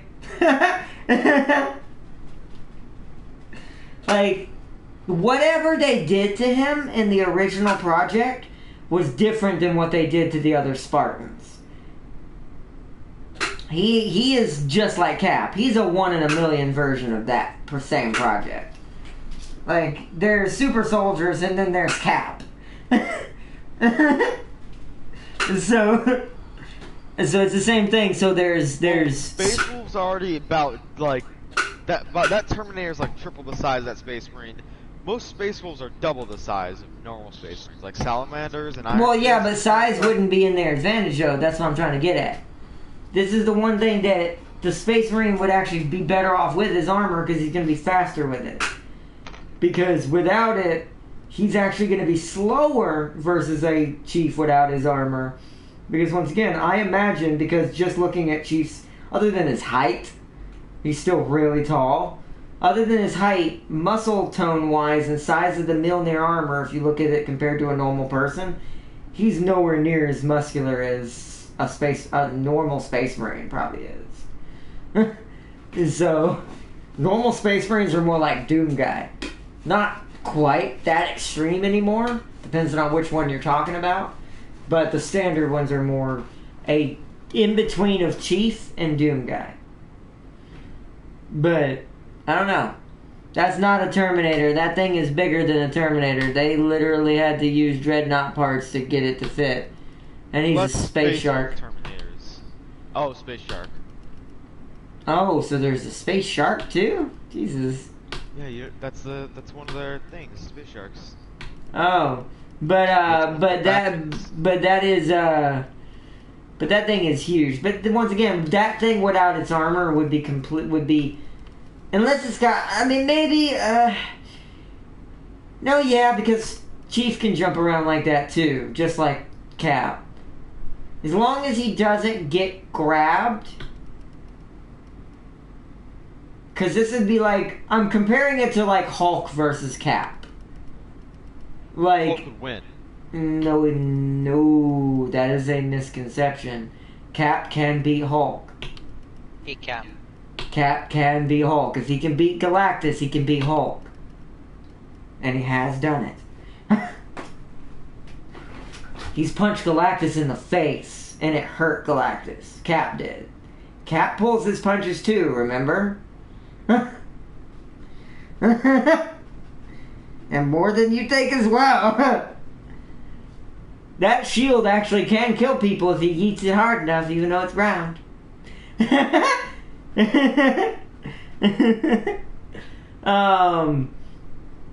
So Chief is similar to Sigismund of the Black Templar. Probably. Yeah, I would say any higher elites, though, Prime's right on that one, though. If we're going to start talking about, like, high up level dudes, like dudes who've earned their name in the Imperium and are like elites and leaders of units, those would probably destroy him. No offense to Chief. Because at that point, then what Prime says is accurate. That's thousands of years of experience. You ain't beating that, Chief. No offense. And if he's as fast as you, oh God. And he's lived pure war more even than Chief has. So, but yeah, name people would tear him to shreds. No offense to the Chief. But, it's 40K though. Can you really blame anything for not totally surviving everything in there?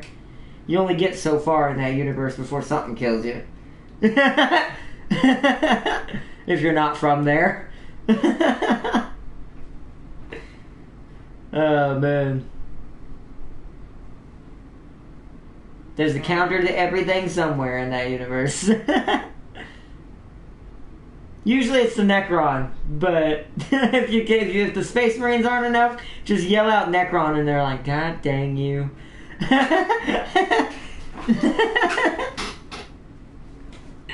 Oh, man. Sigismund killed hundreds of Chaos Champions and fought 2 Primarchs. Yeah, he killed Chief. That would kill Chief. Any of the Primarchs would kill I'm pretty sure any Primarch would kill Chief, but if that dude specifically killed 2 other Primarchs, he's guaranteed to kill Chief. Majority of each of the factions would kill Chief, or like each of the Primarch's faction leaders, yeah. Well, no, I'm not talking about the Primarchs. Majority of the Space Marine chapters, like majority of the units, would kill Chief. Chief would have to kill the rookies. Well, I don't know. Without armor, once again, I don't think that's true. Or psychic powers. We're not considering that either, because they could just literally pop his head inside the helmet. If you literally go and read, like, the introduction to Space Marines, they move at ungodly speeds compared to the size that they are. These guys are also... Yeah, but they're in their suits. The suits do add a bit of the locomotion to them when they're doing that. Same thing for Chief. Yeah, but Chief, once again, it is proven that Chief is a super soldier of purest of breeds under that armor. Meaning, we're literally talking about Captain America, like I said. That's the best example I can give you, wearing a battlesuit. But also uses guns still. So if Bucky had been like Cap, basically Bucky.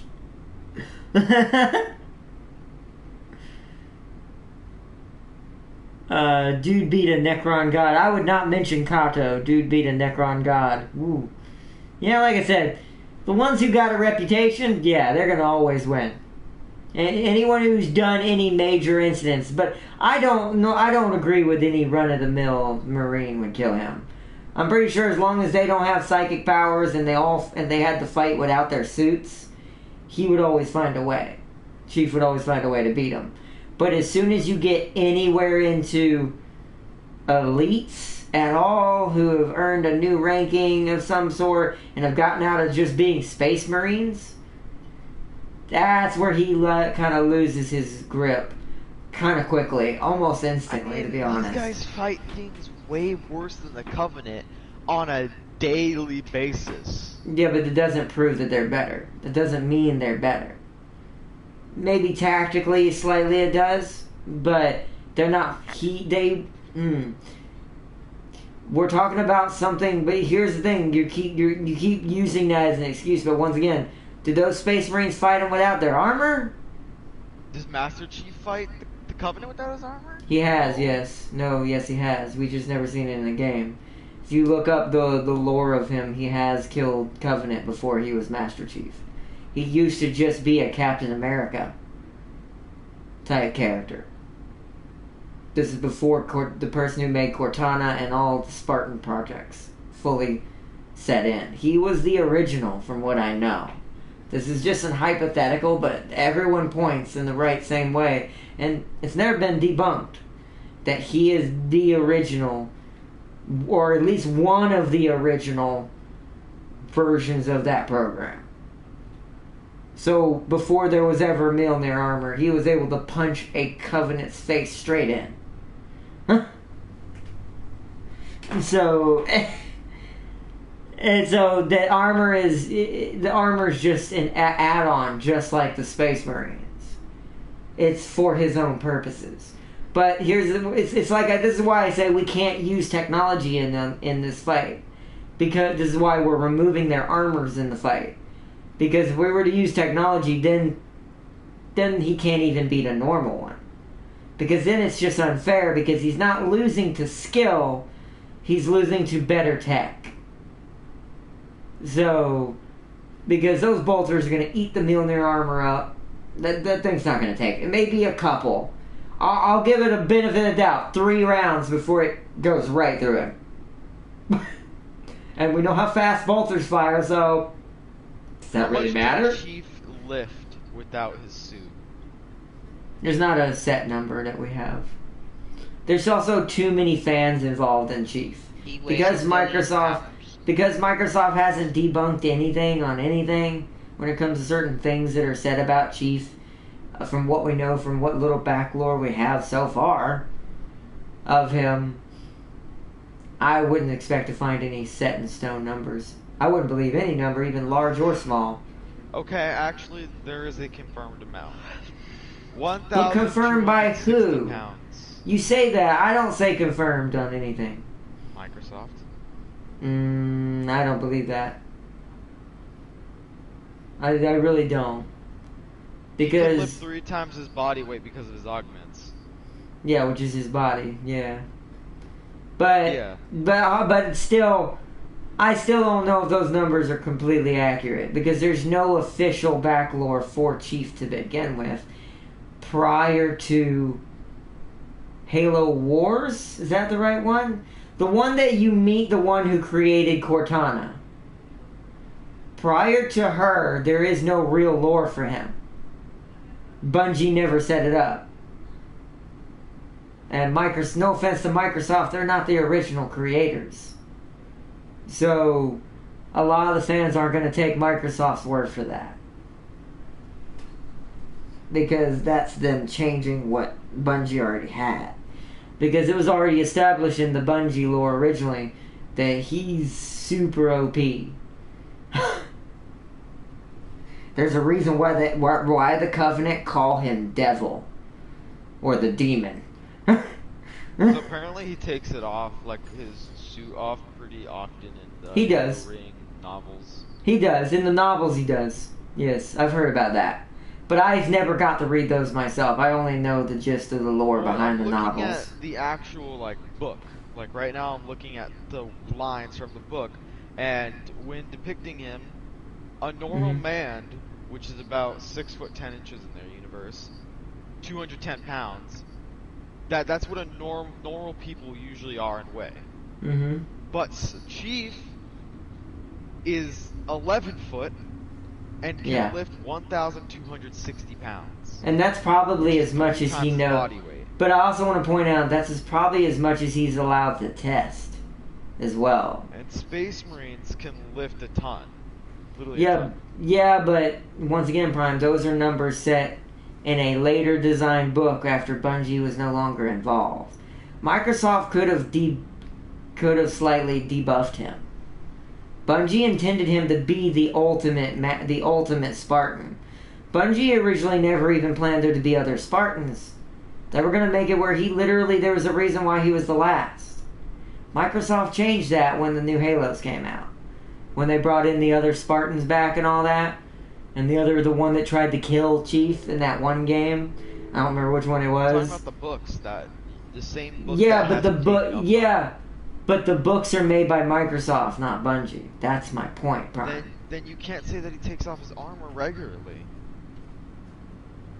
What do you mean? It's the same book that says he takes his armor off regularly and fights without it sometimes is the same book that's saying how much he weighs and can lift. Yeah, but you're not getting what I'm saying. I don't care about that book. Bungie established that he already did all that a long time ago. There's hints to it all over the place in the universe. But what I'm trying to tell you is that since the book is a newer storyline, written in a more modern era for us in real life, by Microsoft and someone else and not Bungie, some of the lore is probably different now. Microsoft would have taken their own creative assemblies with it. It is their product now. For all we know, this chief is weaker than the original chief. Because Microsoft didn't like their original story. Because the original story is that Chief was not going to have allies of Spartans of any sort in the future games. It was always just going to be him because they all died. He survived because he was the strongest. But Microsoft changed that when the new Spartan program was reinitiated. They made more and replaced Chief and that one that tried to kill him. I don't know his name, by the way. Yeah, that sounds like total BS, Darius, just because the custodies are freaking handcrafted. Wait, what? What I missed? What do you mean? He said, don't forget, an armorless Chaos Space Marine punched a hole straight through a custody. Which I think is BS too, because their armor is handcrafted. Yeah, I don't believe that either. I call BS on that too. Can't lift their spears. I agree, Darius. Space Marines to lift one of their spears, just the spear, and the custodies are handcrafted people.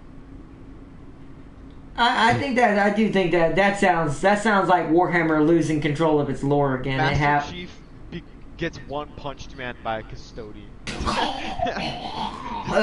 Falls over. No, but still though, I think that's also the issue with Warhammer, and me and Prime have talked about this. Sometimes their lore is so... Yeah, there's too many cooks in the kitchen. So sometimes one of the writers will go off on a tangent that makes no sense to the canon main lore. I have a example of this, actually. So, in the original codexes of the Horus Heresy, the entire reason that the Emperor is kept alive is because he is what navigates everybody through the warp. Because everybody uses warp technology to travel, he navigates them through that. He's like a beacon of light, literally. Like, he is a beacon of light that guides everybody through it. But in another codex, he is a part of a holy trinity that the Adaptus Mechanicus worship, where he's a part of the machine spirit as well as that cyber dragon, which is actually a star god, by the way. Yep. From the War in Heaven. And that's why nobody ever truly understands Warhammer sometimes, because sometimes the lore will cross-reference itself without realizing it. It just contradicted itself. Yep. Well, yeah. Well, that's what I mean, cross-referencing, and the contradiction becomes a thing, because they don't go back to look if that actually doesn't make any sense. You know, a lot of the people that work at Games Workshop haven't actually read every single codex. And that's kind of part of the problem, too. Well, I mean, I guess at the shops that don't matter, but in the actual company that makes the lore... No, I mean the actual company. Like then that's bad. That should be a requirement. I know that sucks, and I know every Warhammer employee probably looked at me and went like, die in a fire. and I went, because of how much there is. But to be honest, you're not going to have one writer to handle the entire lore. All your writers need to know the lore. Every single one. That way they don't make changes to something over here by accident, not realizing, oh, that was a thing? Shit. Oh, are not. You know how many books there are just on the Horus Heresy? No, I know. That's why any Warhammer employee just looked at me with daggers and like, die in a fire. Because I don't think they physically can't. There are 462 books, more or less. If they started now, they could get it done in a year. That's gonna take longer than a year. Not if you do only that. If they're, bro, you know how much commitment you have to get hired. It's like, oh yeah, come back in a year when you read all the codexes. Fuck that. No, they'd have them do it while they're working there. You'd start as a lower employee that handles the small stuff that doesn't change lore. And as you read your books, you get promoted. That's how, no, that's how, just like in an actual Imperium, that's how they should do it. The more codex you read and learn the Emperor's word, the more higher promoted you can get in the company.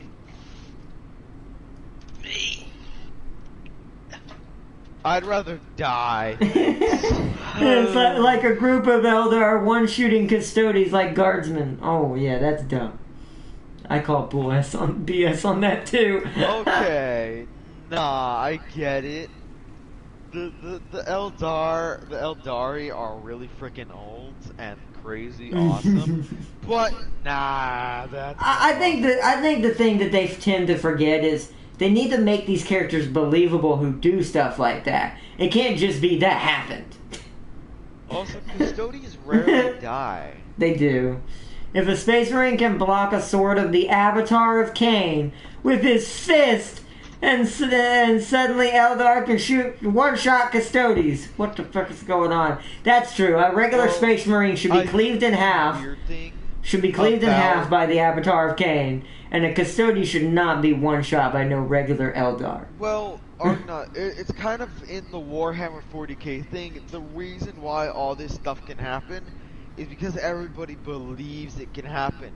Everything is based off belief in that universe. The only reason power swords work is because everybody believes and prays to them that they work. That's I mean, I agree with you. I know that's true, by the way, before I say that, but I refuse to even acknowledge that. That's laziness at its finest when it comes to writing. Oh, it just happens because it happens. That is literally the laziest writing. Especially when they actually have writers who are good at their job during certain segments of the lore that explain away why these things actually could be possible legitimately in the universe, except we just believe. Well, it's the same reason why Slaanesh exists, because all of the Eldari had all their emotions and stuff, and then that burst Slaanesh. Yeah, but even then, it would be a person. This is why I say that's a lazy man's writing way out. A lazy writer's way out. If you start to believe, if enough people believe that somebody's a god, they become a god. Yeah, which is also... Here's what I think they should do one day. If they ever want their series to continue, and I've said this a million times, if they want it to become more than what it already is, like actually more, so maybe they don't care, I don't know. But if they want it to actually become more than what it is, they need to start explaining these things away more than just, we believe! Because I can tell you right now, as someone who is not a Warhammer writer, I could tell you how I could make believable why the Imperium's weapons work, why the Emperor's consciousness is able to draw them across the galaxy, and it's a simple answer, because it's already in the lore. But Warhammer refuses to acknowledge it because they rather go with the lazy way out so they can hire a bunch of different writers and not have to unify and spend more money on it. Because it would be more expensive to unify, I think. And get all your writers to understand the lore properly and train them rather than just leaving it as believe it. Basically, James is quiet, but if James is talking, I'm quiet. Right, but believe it. But it's literally like if Naruto's writing Warhammer. Believe it. Naruto would be invincible. He would. He literally would. He'd be like, you can't. According to that logic that place has, yes. I refuse the wah answer. They're doing better at explaining things now. Yeah, I agree, Darius. But it's not necessarily the company as a whole that's causing that. Well, it's that they're getting better writers. More. Well, it's because they're getting better writers. But that's not necessarily totally the company. It's more that their writers are improving. So they're hiring them. Yeah, well, some of them have been there for a while. I think it's more that I think the writers in themselves on an individual basis have realized the company's not going to unify it, and maybe are starting to do it on their own. If you get what I mean. Meaning they're doing the CEO's job for them. and Farseer, you'll have to let me know. But I think a cool idea would be is like every time they add a new like box sets, like for example, I'll give you a good example. You know how they say the world is surrounded, or the universe is possibly surrounded by Tyranids, and they're closing in on the Imperium? Whenever they release, like, let's say they make a new series called The Invasion, they release a whole new Tyranid, like, different box set, and then release a codex with it about the invasion. And it can push Warhammer's story while cleaning everything up at the same time. Yeah, and I think, and it's also what Farseer said, and I'm going to add on to that. Farseer said, I also think it's a species biased of the writers. It is. It is. Because, and that's also why I think the writers are getting better at understanding it's not just their units in this universe anymore. They're starting, and I think they're starting to communicate with each other better, collaborate better. But it's a piece of that, but it's also a problem with the company as a whole, on top of what Prime just said. It also has too much to do with what tabletop units are being advertised. There's a huge huge bias into whatever new packs are out. So if there's a new Tyranid pack, everything's going to be focused on the Tyranid. If there's a new Tau pack, everything's going to be focused on the Tau, and vice versa, and onwards and forwards. Like, for all of them. as somebody who's starting to get into Warhammer, I can already see there's so much bias, especially towards the... Hold on. Oh, Necrons, yeah, I know what you're going to say. I know what you're going to say. You're going to say the Necrons. Okay, so the Space Marines. And then. They have their biggest unit in Warhammer. Nobody else has that. Do you want to know what one of the cannons on the thing can do? You know the giant warlord titan? The Tau are neglected. They are. They are. I'm buying the Tau, and that's why Prime got the Tau, so because he wanted to try them out, since everyone neglects them. For the warlord titan, it can one-shot an orc stompa. You know, the orc's biggest unit. Yeah, I know. One-shot it. I've heard. They need to add the Bio Titan for the Tyranids to make them more interesting, and it's already in the lore that the Bio Titans exist.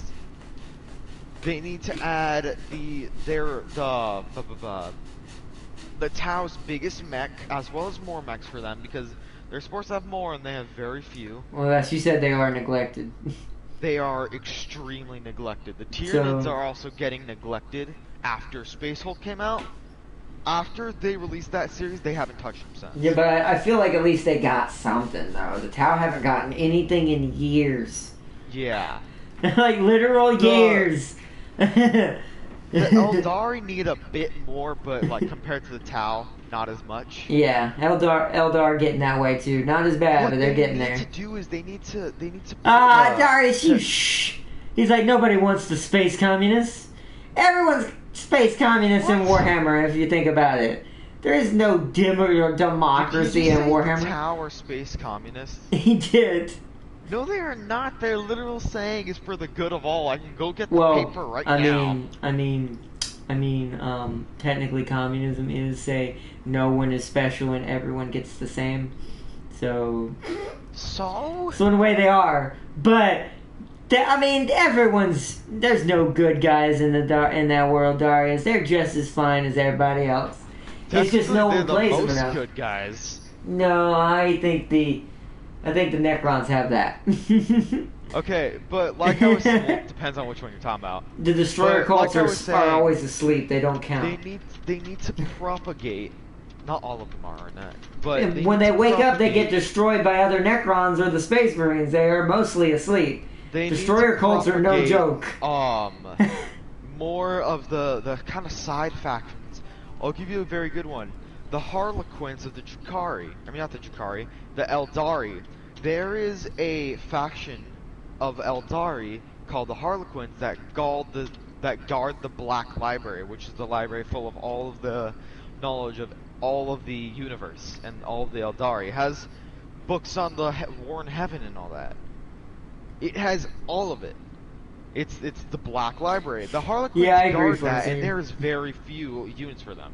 Yeah, Farseer said Space Marines and Necrons are held on a golden diamond trim plate. They just never, they never leave, and I'm like, yeah, it's a bit sad. That is true. They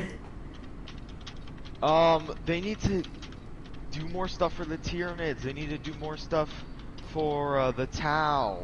They need to officially bring Chaos Dwarves into this and keep mixing up more and more. You know what, Arnite, do you know that I never even knew what the Tau was until I watched this video explaining all the factions?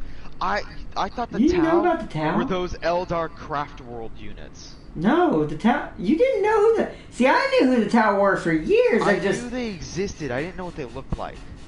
It's just, but that's mostly because I played the old Warhammer games, like all the Dawn of War games, because they were in all of them. So, I actually used to play the Tau a lot in Dawn of War. Now that I think about it, just because they were the easiest to really get going with and defend your base with, because they could just set up firing lines of ridiculousness. They also need to flush out the Sisters of Silence more. Well, I want Sisters of Battle in general. Sisters of Battle have enough. Sisters of Silence have nothing. I've never seen any Sisters of Battle, ever! You have not been looking in the right places, my friend. There are so many units. I have never seen any. Farseer, how many Sisters of... Yeah, but that's not special, Prime. They've had those for years. That Oregon tank has been in Sisters of Battle since I was... I'm pretty sure 20. When I played Dawn of War and played as them, who had that same tank in that game. So they have nothing. Sisters of Silence have one unit. Still, no offense, that's too specific. The Sisters of Battle have no one. Yes, they do. I've seen so many. Compared to everyone else, Sisters of no. Silence have one. I don't care about the Sisters of Silence. They're still kind of new to the lore, as far as everyone's concerned and knowing even what they are. But compared to the Space Marines and anything else, hell, even the Tau to a certain extent, they're the only ones who have less. The Sisters of Battle are extremely neglected. No one plays them. None. I have never seen a single player use them. Not a single one. That's why I thought about when I go 40k, I'm probably going to get them since you got Tau, because they're the other underchange. At least in the Imperium, for sure. But they need to add more Sisters of Silence on top of that. They need to promote some of the more hidden factions. Well, they need to get all their factions balanced out before they do that, because that's part of the issue why this is going on in the first place, Prime. I imagine once upon a time, years upon years ago, in a child version of Warhammer, when it was first made, Space Marines were one of the only real ones that were in there. They need to promote... The Orcs are fine where they're at. They need to add... Yeah, Orcs don't need any. I think every single faction needs their own Titan unit. Yeah, I do think everyone needs their own Titan. I think the factions that are not being... that are the main factions that already exist need to be promoted that aren't being. So Eldar, and after Tau... that, I don't think they need to add more. I think first they need to flesh out some of their other established things, like the Sisters of Silence. That's what I'm saying. The Harlequins of the Black Library. Let's see. Do you know about, let's see, Space Marines and Necron? Let's see. Do you know about the Farsight? The War is on high in the middle, who are literally the only good guys in 40k. Do you know about the Farsight Enclave? I do not. I do, I think, if I remember them properly. No, I don't, like I said, I don't know the specific details of Warhammer. But yeah, like, I want to see more Sisters of Battle, like, averagely. Because they have a bunch of factions and sects that they don't really pay much attention to either. Oh, yeah, the Farsight Enclave is kind of, like, a separate thing from the Tau. Because the Tau, they're called septs. Like, those are their different, like, chapters. They're called septs. Farsight Enclave is one of them. So they're like the literal good guys in 40k. I haven't decided on what I want for my sept to be, but either way, I'm making my own color palette for these guys. Yeah, the cloth in between their battle armor is going to be gray. Most of the armor panels are going to be black, but there's also going to be purple accents in there. Yeah. So he's going like a gray, purple, and black. a splinter non-communist group of Tau who are literally the last good guys alive. That's But yeah, it's that's who I want to be playing as. I'm gonna try to get them to focus on the Sisters of Battle when I ever get enough to do 40k models. Because they need focus, Tau needs focus, Eldar needs focus. Parts of the Eldari. Yeah, parts of it, but and the Jakari and the are Tyranids fine. eventually again. Yeah, the Tyranids don't really like. They have stuff, but not really. They have enough. They need. I just think for starters, something they need to do is add everybody's Titan. The Warlord Titan, even though it is like a whole bunch of points to like actually put on the battlefield, can wipe out whole armies with just a couple shots. That's true. That's why I don't like it. But once again, that's back to what we were saying. It's the species biased and company biased coming out in that, showing that it is that's just they're doing that to make money. I mean, of course they are. So let's see, and they use melee mechs, so plus 100 points. Ah, They do, yeah. that's cool. Melee. I'd actually like to see what a melee version of the Tau would look like. It'd be real weird. Well, Because you're so used to them just setting up firing lines, just obliterating everything. The thing that's super good about those mechs is usually you want to have EVA crisis battlesuits behind them with flamers. And so you have the freaking dudes with the shields and swords in the front. By the way, it's not people that have the shields and swords, the actual giant mechs that have them. Yeah, I figured. The battlesuits. And so you have a battlesuit in the front with a sword and shield, and then right behind it you have battlesuits with flamers. And so they're just trying to kill that battlesuit in the front, because that's like in their mouth, swiping away a bunch of units. That is. And then you have the flamers right behind it. I think if I were gonna go Tau, comes out. if I was gonna go Tau, I'd probably play that because I like builds like that. That's very different. Yeah, I was thinking of playing them. I need to do more research on the Tau though, because I'm very confused on which one I actually want to play as, like which sept. I want to go them though, like so I don't know. Yeah. I just know I want to have my own colors and make my own unique looking ones. But yeah, alright, I'm gonna go ahead and do one final update real quick and then we'll start wrapping it up after we talk a little more. So last final update for anyone joining later for the final segment of this video, since we've been going for so long. Me and James are gonna have to be canceling. This is gonna be a more refined version, so it's gonna be fast. So me and James are canceling Torchlight and Outriders for right now. Outriders for right now. Warframe is gonna be only on James's channel for a little bit. And me and James and I will bring back Cross out as an alternative temporarily to when we're able to actually do Saturday streams on here and able to join in. Which I'm sad about somehow are not. So with Cross out, it was a really good thing. The shit thing is, I found out. I mean, we were talking about with the AI with trailer, but how it moves independent, so you can steer me with the trailer. Yeah, it turns out it's the same couple as we have. Yeah, but they just have extra scripting on it. No, it's how it's placed. It was placed like you would, like a train bumper, go up to it and connect that way, rather than being hitched on top to turn. That still shouldn't matter. That shouldn't matter. No, I don't think that's what it is, James. I think it's a scripting thing. Because then you would, because if that were true, James, I'd tip you over. Because if it's, if you're, according to your concept, you're saying, okay, so it's on the bumper, so it's pointing backwards. So it's not swiveling or turning, it's swiveling. But but it would still do that even in the way we have it, James. It's just it wouldn't look right. What would happen is you would tip over, a lot, and you'd pull me with you probably because of how much you weigh. So it ain't that. It's just that they have a script we don't. Which I really want them to add this script. They would be amazing. So yeah, so something in the coding for their or what do you call it? Hitch, trailer hitch is different than ours. It has something extra. Which is sad, but It is sad. Don't go full Primaris like Darius Prime. He got a ton of tanks. Oh, like Primaris Space Marines?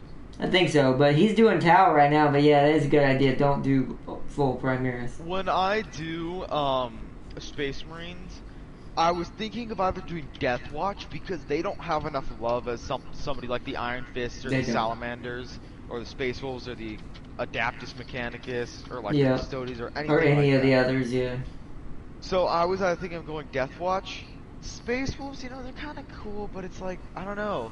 It's just, they seem kind of bland to me because everything else is like, specialized, specialized, specialized, specialized. Yeah, we're kind of everything except we have more axes.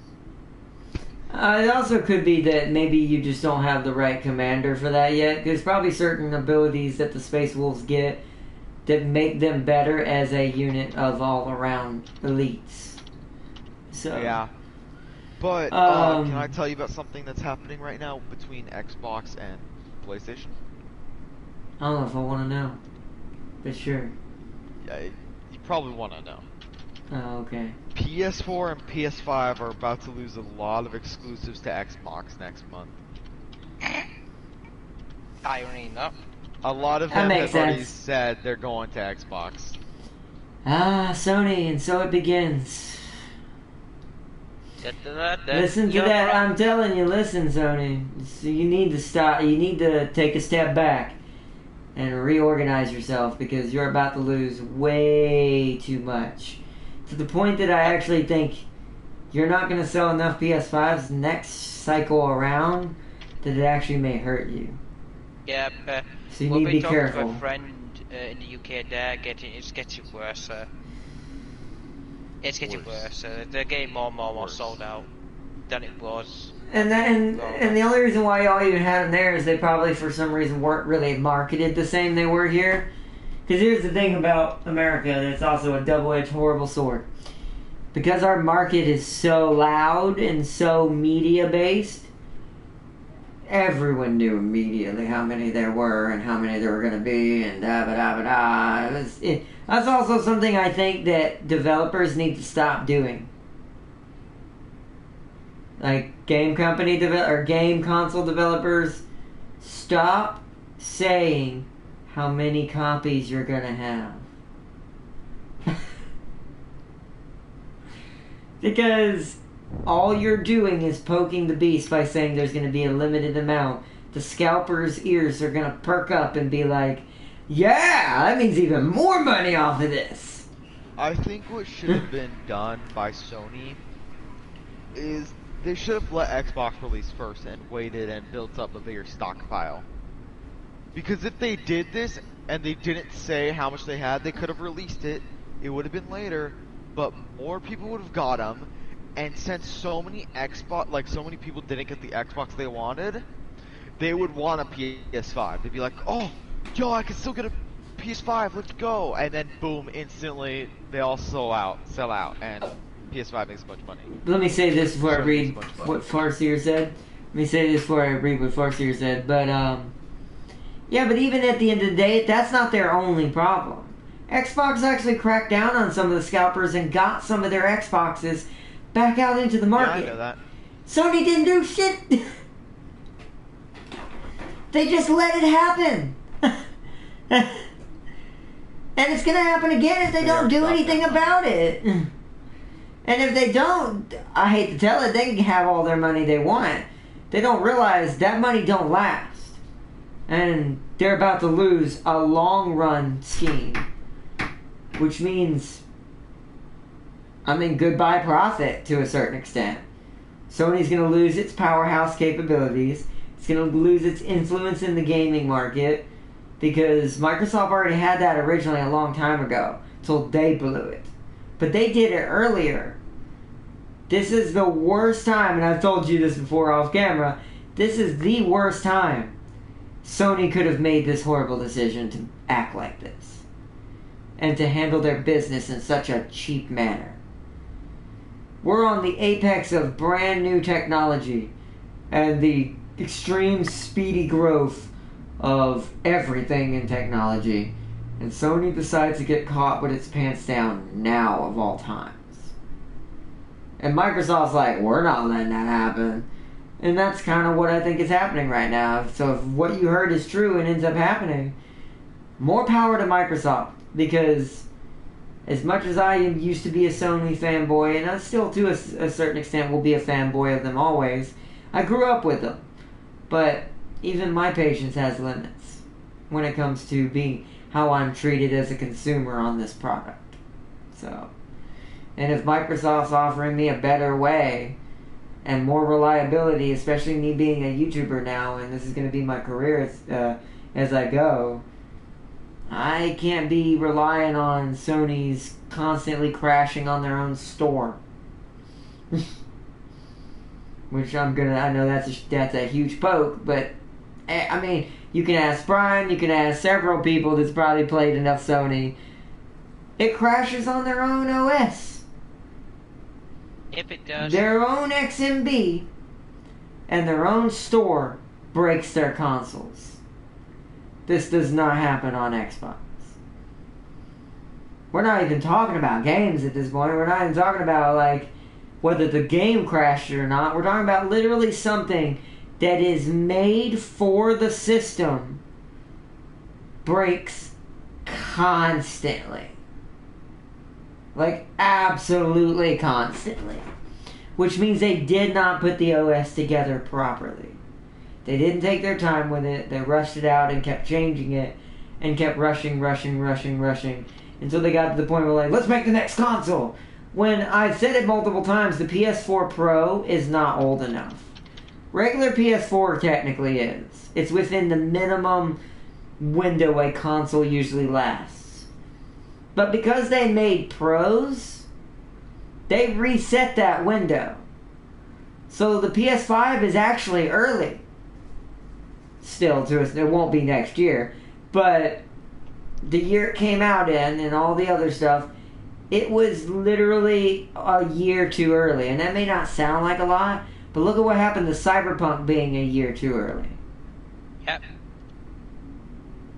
The smallest gap in time can screw everything up. And that ain't too small of a gap if you think about it. It's still one whole year. That's still quite a bit of time in between that. So, especially how much time you need to code and make sure everything's perfect. Well, you know, think about consoles. How many have to be mass-produced? How reliable they have to be?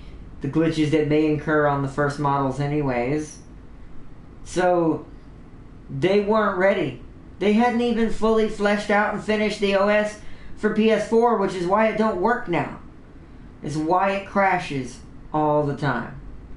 Is because the OS on the Pro side is now jack garbage. Straight garbage.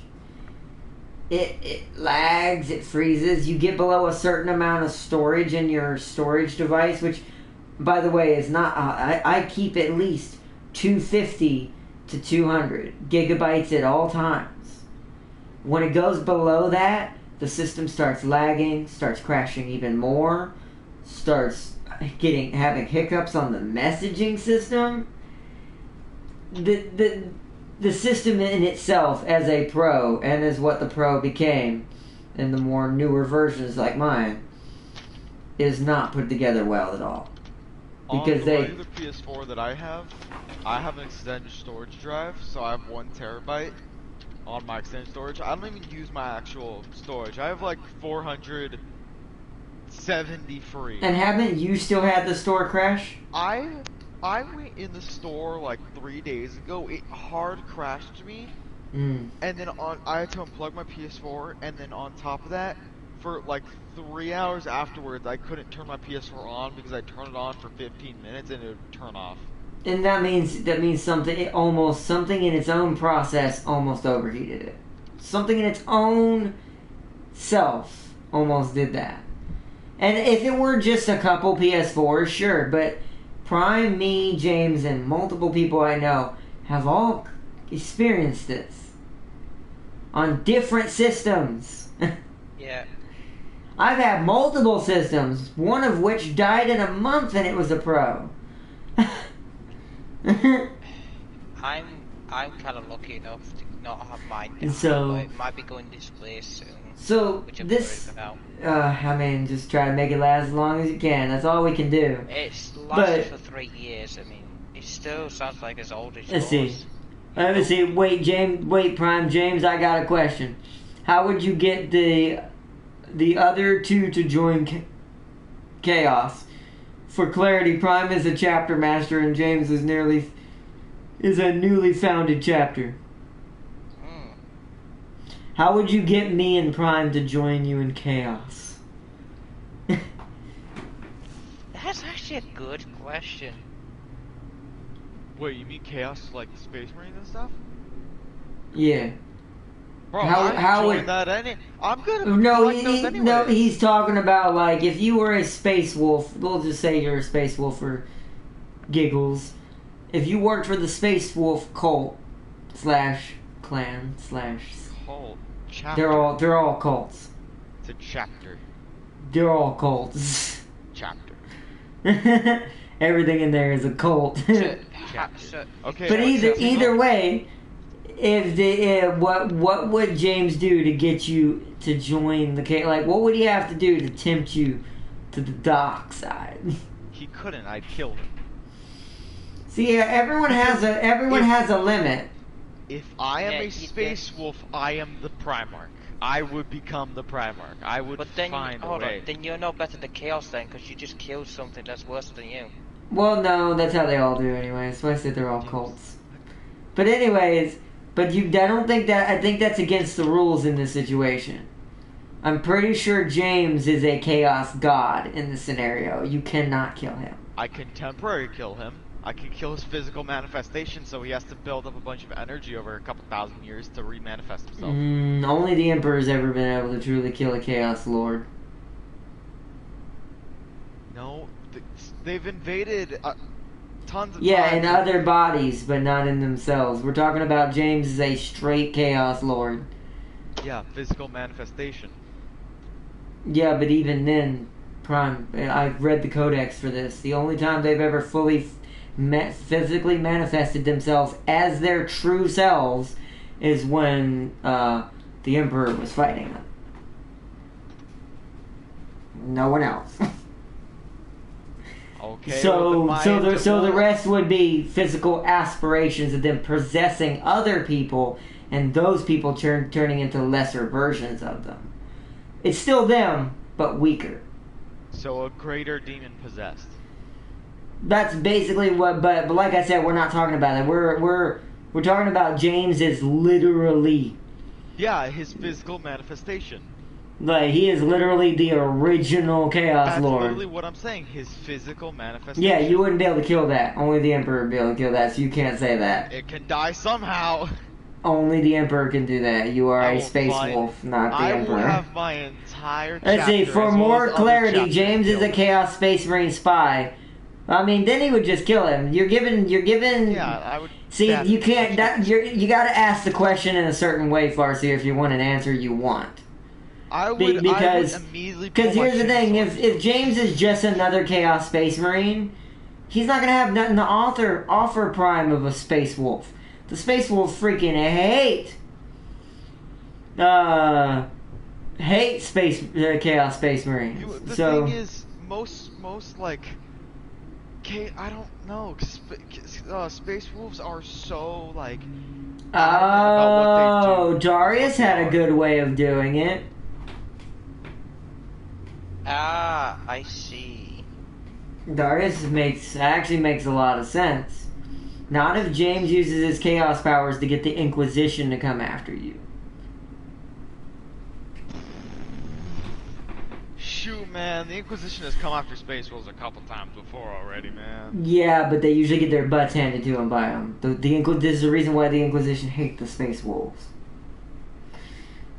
Like, they usually, because the Space Wolves are so much separated from the other chapters. Remember how we talked about how the Space Wolves kind of do their own thing to a certain extent? Well, they're the best way I can explain the Space Wolves is they're a freelance spaceman unit. They don't take orders from other spacemen. Yeah, but that means yes, but that would mean the Inquisition would hate your guts. Yeah, I know. So so that's the trick. He gets the Inquisition to wage war, and that your only way to save your Space Wolf clan from extermination is to convert you and your clan over the Chaos. I choose death over that. I mean, that's true. That's why I said there has to be a. This is why I said what I said. I'm gonna give you my scenario. Hold on. I'm gonna give you my scenario though. Hold on. Let me finish off what Dari says. That wouldn't save my chapter because one, I wouldn't even be the Primarch anyways. I wouldn't be able to turn my entire chapter. Maybe a couple of the dudes that I'm closest with. But two, I would just end up killing my own chapter anyways because I don't have control over myself. So I would just choose death by the Inquisition. Yeah, but see that, and that's why I said the only scenario. I'm gonna give you my scenario because you can't get around this. James is literally in pure demon chaos lord form, like I said. You cannot kill him. You're just at best, you're just a Primarch from a Space Wolf. You are not the Emperor. But in this case, now that I'm going to give you a thing that you can't take. Because it's not just you on the line anymore. And this could damage the Imperium's strength against the demons if you're not present. So, your life in exchange for the rest of the Space Wolves. Meaning, James says, you either join me in chaos, or I destroy your entire chapter. Is it just me that joins them, or is it my entire chapter? No, it's just you, because then you could catch him in a catch-22. Because that's the issue. That's why a lot of people don't ask these questions properly. They leave someone a way to get around it. I'm not leaving you a way to get around it. You need to give me a couple minutes to explain this without interrupting me. So number one, if I do join James, I know how he is. He would be Zeech in this situation.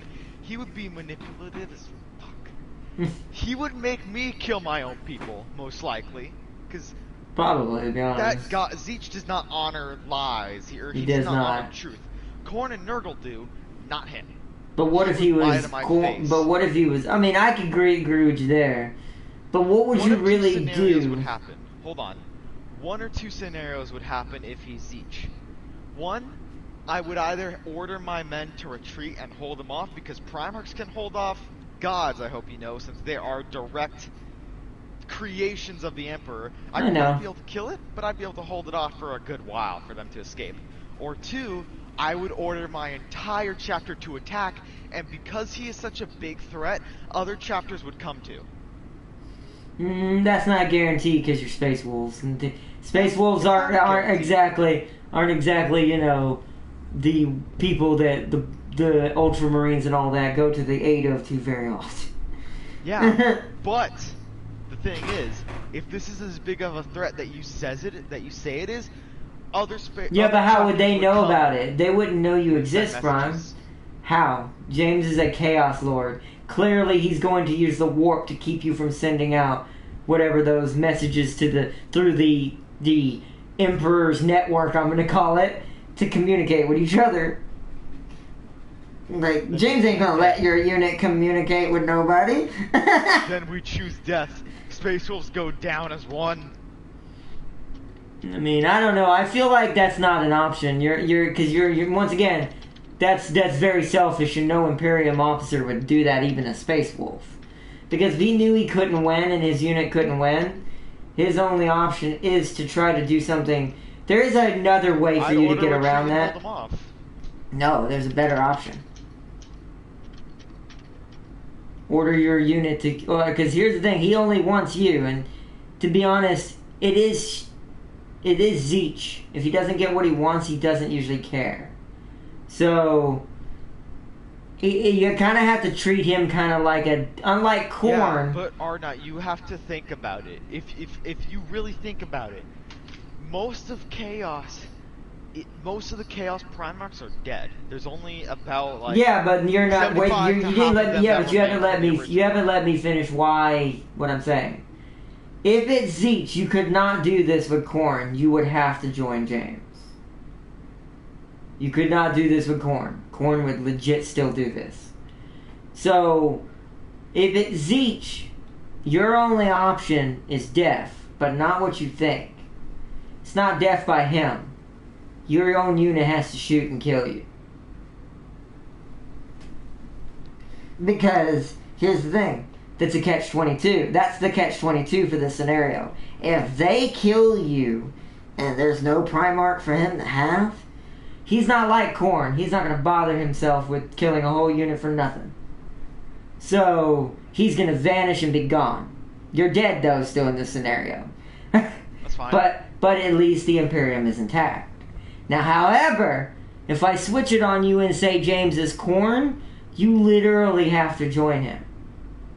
Because you could make a deal with Khorne. You could be like, alright, but my unit goes out of here safely entirely. Away from me and away from you. Because you know... The thing is Khorne, he loves a good fight. He does. He might fight you but at first, but... I would try to make this deal first, and he'd most likely take it. Because he's going to choose corruption and violence over just corruption. So I'd say, how about you let my guys walk free, and I fight you. Boom, my guys go get reinforcements, I hold him off until they come back. He's not stupid, Prime.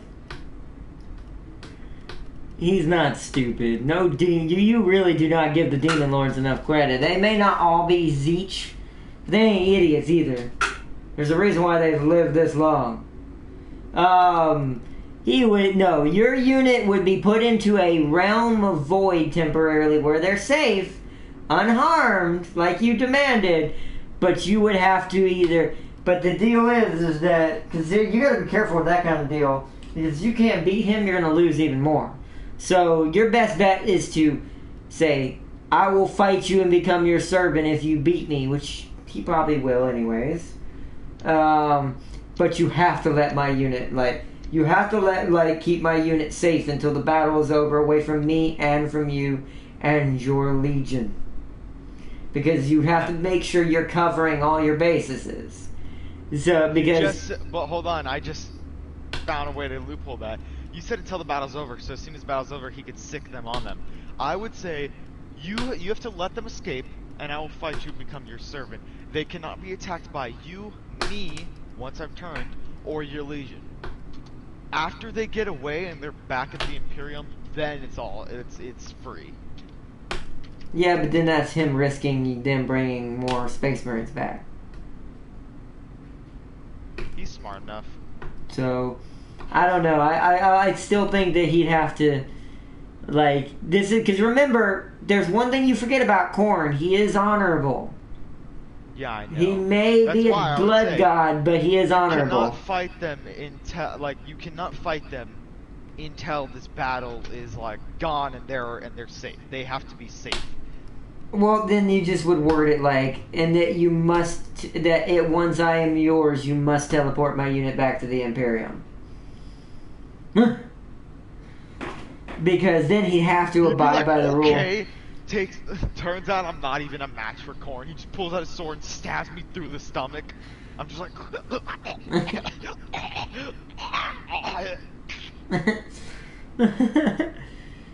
No, but I would hate to say it. Half my battle brothers would start putting spikes on their armor and leave me the rest to our fate. I know your chapter. Yeah, your chapter may give in to those types of stipulations faster. What's her chapter, or his chapter? Who are you? I don't know them by name. I know their reputation. They're quite brutal and aggressive for Space Marines. They're very borderline, I feel like Chaos Space Marines, but work for the Imperium.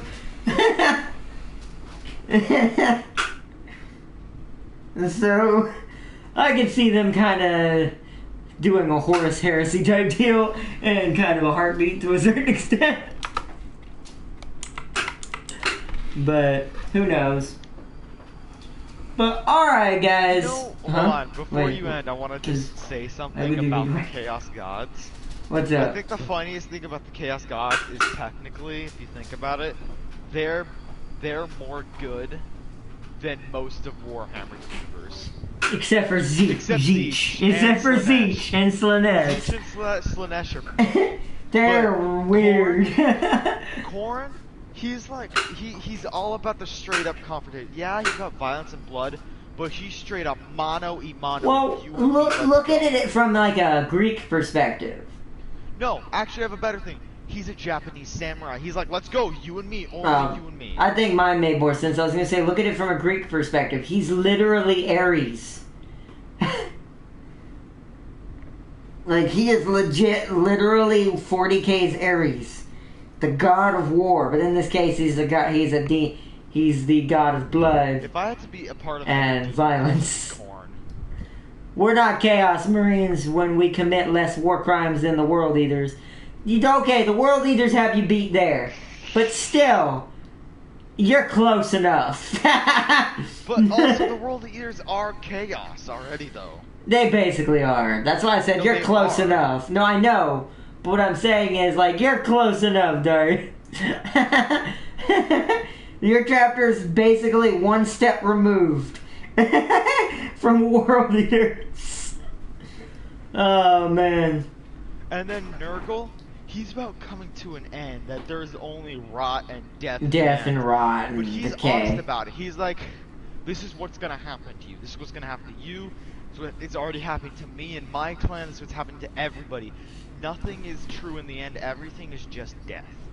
God, it sounds like the Assassin's Creed thing. Nothing is true. Everything is permitted.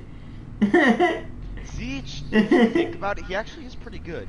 His philosophy is all about change. It's about that. Yeah, and the manipulation kind of change. You can always change. Yeah, the manipulation kind of change, not literal change. Well, yeah, he manipulates, but still, even then, a Space Marine can always climb the ranks. That's why a lot of people follow him, even though he sucks, because he's all about change. He's all about becoming better, becoming worse, becoming whoever you want to be. And what happened on those planets were not our fault. They were Chaos Cultists. Uh-huh. Yes. Just like those planets that were run by Gene Stealers. Totally didn't get bombed by Biotitans. Yeah. It's just... No, he's talking about like his cult. I keep calling it cult because they all are all basically cults. I'm being ironic But as well. It's like, what happened on this planet's not our fault. There were Chaos Cultists there. Among with a bunch of other people probably who weren't. That reminds me about the freaking, what are they called? What are they called? What Darcy said he'd sick on me if I was a Space Wolf. Oh, I forgot. It's something with an I. Go up and chat, look at it. I spy, my little eye. I know detonating a nuke in the Underhive to kill one dude is not a waste. What's the I? It's called iPad. Or not. Go look real quick in your chat. No, I need to start wrapping it up. We're gonna this conversation will never end. You look. Say. Then you look. I'm not. What we're planning to say is not important or irrelevant. No one cares, and everyone will have a nice day. Let's see. To make it harder, Darius chapter is also there. And to make it even harder, if you don't make your choice fast enough, the chapter and the civilians they're protecting will die. Probably still would have taken the evilest faction of them all because they're the in a ones way, who yes. are able to choose to blow up worlds. In a way, yes. The Inquisition sometimes does lay their hand down so hard that just who cares who's in the way. I've seen this in the Inquisitor game. They've blown up worlds before. Well, I've seen this in that, you know that Inquisitor Martyr game? 40K Inquisitor Martyr. It talks about that. The reason why they don't blow up worlds, though, too often, except this one guy who's blown up like 10, but for most of them, the reason why they don't blow up worlds is because, well, there's only like a couple thousand worlds in the galaxy, you know? Like, can't go around blowing all of them up. It's like, oh man. I mean, not wrong. You know they'd still do it if they had the chance, though. Well, if they have, no, a lot of them are like only if they have to. Not the Inquisition. Like Tyranid invasions. Yeah, not the Inquisition though. Something like I want to know what Chaos God is controlling them, because when they descend down onto planets, there's a reason why the planets aren't discovered until after they're already dead. Because they have something called Curse of the Warp or something like that, where they block out all warp signals, meaning psychers can no longer use warp to communicate. And the vehicles don't work, nothing. Oh. Let's see, Farseer said, "By Ardnot and the Codex only allow 1,000 Marines." And he got a few extra Marines. They would raise eyebrows.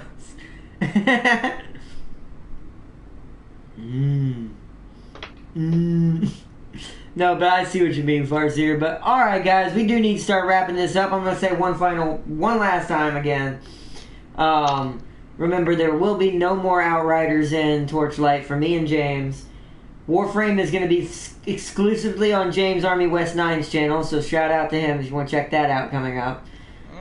At least for a little while. Because of me moving out and getting well, not right now, but getting the process started of doing everything, so. As far as Planetfall is concerned, unless we have an opening for it and all of us are available for that moment and don't have something else we need to do, that's going to be played by ear completely and may not totally get done. We'll have to see. Hopefully that's not the case, but at the same time, like I said, this needs to be done what I'm doing, so at least in this case it's worth this time it being postponed. So 1,000 are in standard armor and a whole lot with spikes, like 20k. I see what you mean, Farseer. Yeah, so like I said, one step removed. But yeah, peace and love to all you guys. And as for single player concerned, indie games are going to be extremely sporadic. The main 3 games that when we do get to do episodes on them are going to be Nier Replicant, Horizon Zero Dawn, and Scarlet Nexus for sure. That's the biggest one. That's the one you'll probably see the most, is Scarlet Nexus. But, because I really want to play more of that game. But, I'm excited about it now.